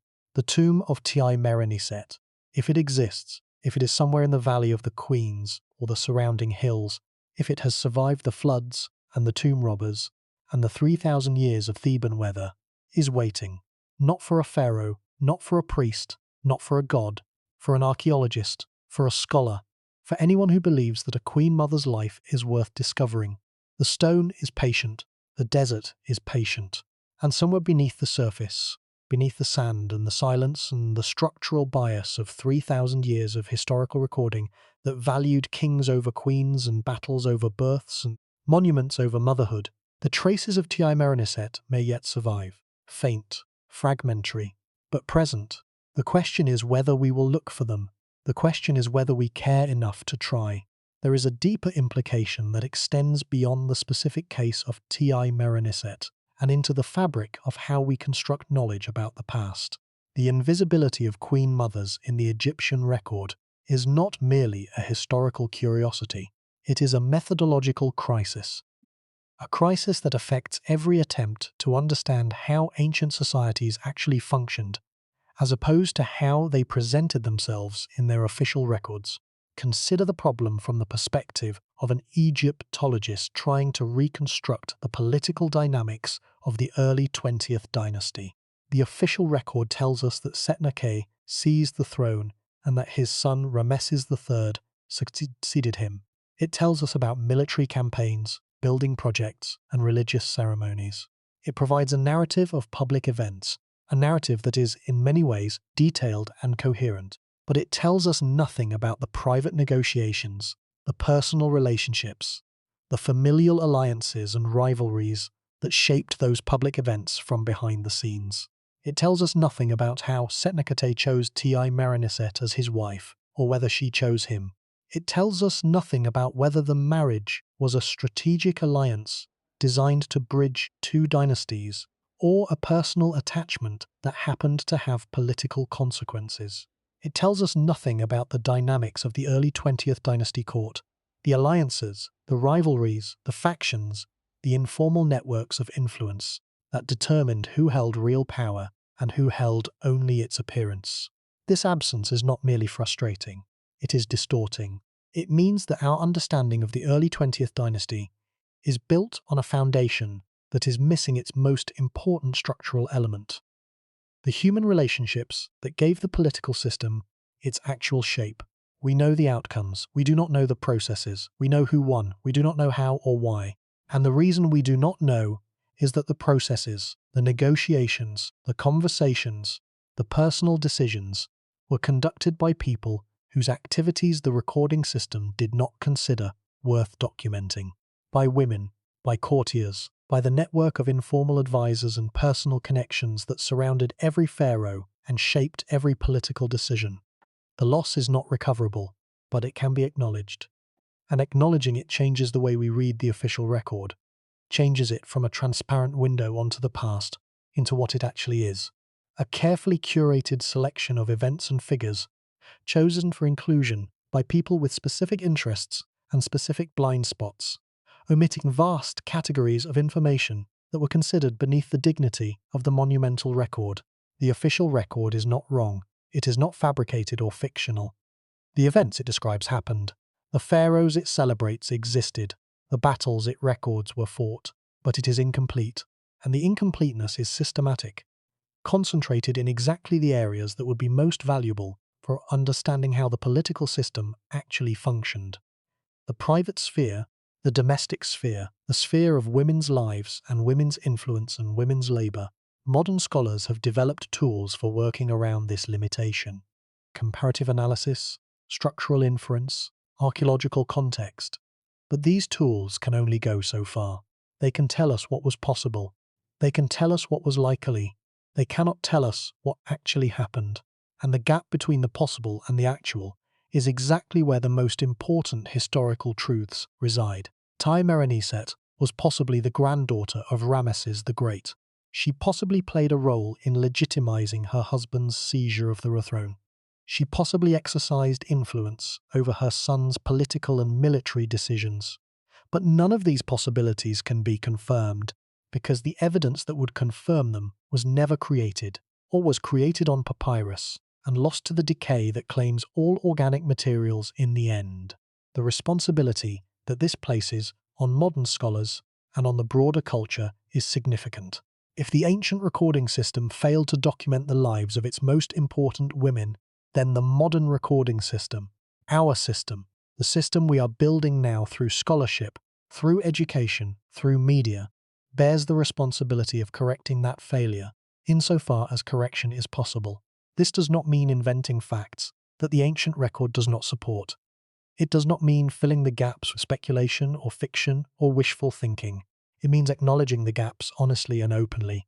It means naming the absences. It means refusing to treat the incomplete record as a complete one, and refusing to treat the silence around women like Tiye-Mereniset as evidence that their lives were unimportant. The tomb may still exist, somewhere in the limestone hills of western Thebes, in the Valley of the Queens, or in one of the lesser-known wadis that branch off from the main valleys, or in a location that no modern archaeologist has yet investigated.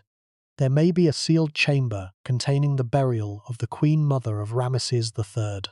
The burial would contain, at minimum, a coffin, a set of canopic jars, and the amulets and funerary equipment that accompanied every royal burial into the afterlife. The quality of these objects, their craftsmanship, their materials, their inscriptions, would tell us something about the resources that the early 20th dynasty devoted to the burial of its queen mothers, and, by extension, about the value the dynasty placed on the women who made its existence possible. It might contain inscriptions, hieroglyphic texts that name her parents, that record her titles in full, that provide the biographical details that the monumental record omitted. It might contain images, painted scenes of Tiye-Mereniset in the company of the gods, her face rendered by the same craftsman who painted the walls of the royal tombs in the Valley of the Kings. It might contain a painted image of her face, the visual identity that has been missing for 3,000 years. The discovery of such a tomb would be transformative. It would fill a gap in the historical record that has persisted since the 20th dynasty. It would give us a face, a name, a context for a woman who has been nothing more than a function and a footnote. It would demonstrate, once again, that the desert preserves what politics and time try to destroy, that the patient stone holds its secrets until someone asks the right question. The question has not yet been asked loudly enough. The resources have not yet been committed to the search.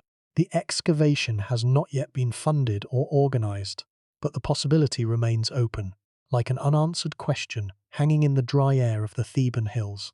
And as long as it remains open, Tiye-Mereniset is not entirely lost. She is waiting, in the stone, in the sand, in the silence, for someone who cares enough to look. There is a name that appears in the inscriptions of Medinet Habu, a name that most visitors walk past without noticing, a name that is overshadowed by the colossal figures of the pharaoh and the dramatic scenes of battle that dominate the temple walls. The name is Tiye-Mereniset, king's mother, God's mother, beloved of Isis. The name is there. It is carved in stone in the hieroglyphs that the Deir el-Medina craftsman cut into the prepared surface of the temple wall more than 3,000 years ago. It has survived the floods, the earthquakes, the tomb robbers, the stone quarriers, the political upheavals of 30 centuries, and the slow chemical erosion of the desert climate. It is still legible, still readable, still capable of transmitting, across the abyss of centuries, the fact that a woman named Tiye-Mereniset existed, that she was the mother of Ramesses III, that she occupied a position of supreme theological significance in the Egyptian state. And that is all. The name, the titles, the relationship to the king. Nothing more. No face, no voice, no personality, no biography. No record of what she thought or felt or experienced in a life that was lived at the epicenter of one of the most dramatic periods in human history. The name is a label, not a portrait, a function, not a person, a data point in the genealogical table of the 20th dynasty, not a window into the inner life of a woman who watched civilizations fall and a dynasty rise. By the end of tonight, the answer to the question that this documentary has explored should be clear. Who was Tiye-Mereniset, the Queen Mother of Ramesses III? The honest answer is, we do not know. We know her name. We know her titles. We know her position in the dynastic succession. We know that she was the wife of a man who seized the throne by force, and the mother of a man who saved Egypt from the Sea Peoples. We know that she may have been of Rameside blood, a living link between the 19th and 20th dynasties, or she may have been elevated to queenship from more modest origins.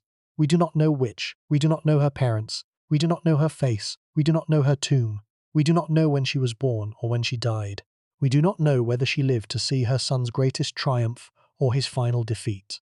What we do know is that she mattered, that the dynasty that saved Egypt from the Bronze Age collapse, the dynasty that produced the last great warrior pharaoh, that built one of the most impressive temple complexes in the ancient world, that held the line against the forces that destroyed the Hittites, the Mycenaeans, and the cities of the Levant, that gave Egyptian civilization another century of existence, as a coherent state before the slow decline of Third Intermediate Period transformed the country beyond recognition, flowed through her, through her body, through her blood, through the biological reality of motherhood that the theological system celebrated in its titles and ignored in its records. The pattern that Tiye-Mereniset's story reveals is not limited to ancient Egypt, it is universal. It appears in every civilization that has built monuments to its leaders while forgetting the people who made those leaders possible. It appears in the histories that record the names of kings and generals while omitting the names of the mothers and wives whose labor, biological, domestic, emotional, administrative, sustained the social order that made kingship and generalship possible. The pattern is not inevitable, it is a choice made by recording systems that prioritize certain kinds of contributions over others. And it is a choice that can be challenged, is being challenged, by scholars, artists, filmmakers, and ordinary people who believe that every life deserves to be recorded, that every story deserves to be told, that the silence of the essential is not a natural condition but an imposed one. Tiye-Mereniset was the mother of the last great pharaoh. She was the wife of a dynasty's founder. She was the god's mother, the human embodiment of Isis, the woman through whom the divine succession was accomplished. She held every title that the Egyptian system could bestow upon a queen mother. She held the theological status of a goddess made flesh, the living embodiment of Isis on earth. And the Egyptian system, having bestowed those titles and that status, considered its obligation fulfilled. It did not record her life. It did not preserve her face. It did not tell her story. It used her, honored her in the abstract, and moved on. 3,000 years later, in a documentary spoken into the darkness, her name is spoken again. Tiye-Mereniset, beloved of Isis, the woman who made a pharaoh and was unmade by the system that needed her. The name enters the air. It reaches the ears of someone listening in the small hours of the morning. Someone who did not know until tonight that this woman existed. And for a moment in that transaction between a name spoken and a name heard, the silence is broken, not permanently, not fully, but enough to acknowledge that she was there, enough to say that she mattered, enough to add her name to the record, the new record, the modern record, the record that we are building now, and to refuse, however quietly, to let the silence have the last word. Think about that transaction for a moment. A name carved into limestone by an anonymous craftsman 3,000 years ago. A name read by an Egyptologist under electric light. A name researched, discussed, debated in academic journals and conference papers. A name included in a documentary script.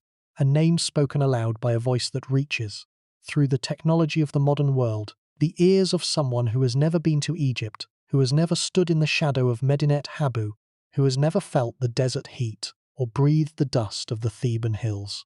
The chain of transmission is long, fragile, and improbable. At any point it could have broken, if the craftsman had carved less deeply, if the temple had collapsed, if the Egyptologist had looked elsewhere, if the documentary had never been made. But the chain held, the name survived, and the woman behind the name, the woman who lived and loved and feared and hoped and was forgotten, is for this moment remembered. It is not enough. Remembering a name is not the same as knowing a person. Speaking a title is not the same as understanding a life. The silence that surrounds Tiye-Mereniset has not been filled by this documentary or by any scholarship yet published. The silence remains, vast, permanent, the consequence of a recording system that did not care enough to preserve what it was perfectly capable of preserving. But there is a difference between a silence that is ignored and a silence that is acknowledged. An ignored silence is simply emptiness, a space where information should be, but is not, unmarked and unremarked. An acknowledged silence is something more. It is something that carries weight and meaning. It is a statement about what was lost, a testimony to what the recording system chose not to record, a marker placed at the edge of knowledge, saying, "Here is where understanding ends and mystery begins. Here is where the record fails. Here is where a woman lived, and the world forgot to write it down." We place that marker now, for Tiye-Mereniset, for every queen mother whose life was reduced to a title, for every woman whose essential contribution was consumed by the system it sustained, for every name that was carved in stone and then surrounded by silence, a name without a story, a title without a life, a function without a face. The marker does not fill the silence, but it names it, and naming it, speaking it aloud, in a world that has finally begun to recognize the cost of what was lost, is the only power we have against the forgetting. It is a small power, but it is real, and it grows each time a name is spoken, each time a silence is acknowledged, each time a person who was invisible to the ancient recording system becomes visible, however briefly, to the modern one. The desert is still, the temple is dark, the Theban cliffs rise against a sky full of stars that Tiye-Mereniset once watched from the same hills 3,000 years ago, in an evening that no one recorded. The name is in the stone is in the temple is in the valley, and the valley holds its secrets, as it has always held them, patiently, indifferently, waiting for someone who cares enough to ask what lies beneath.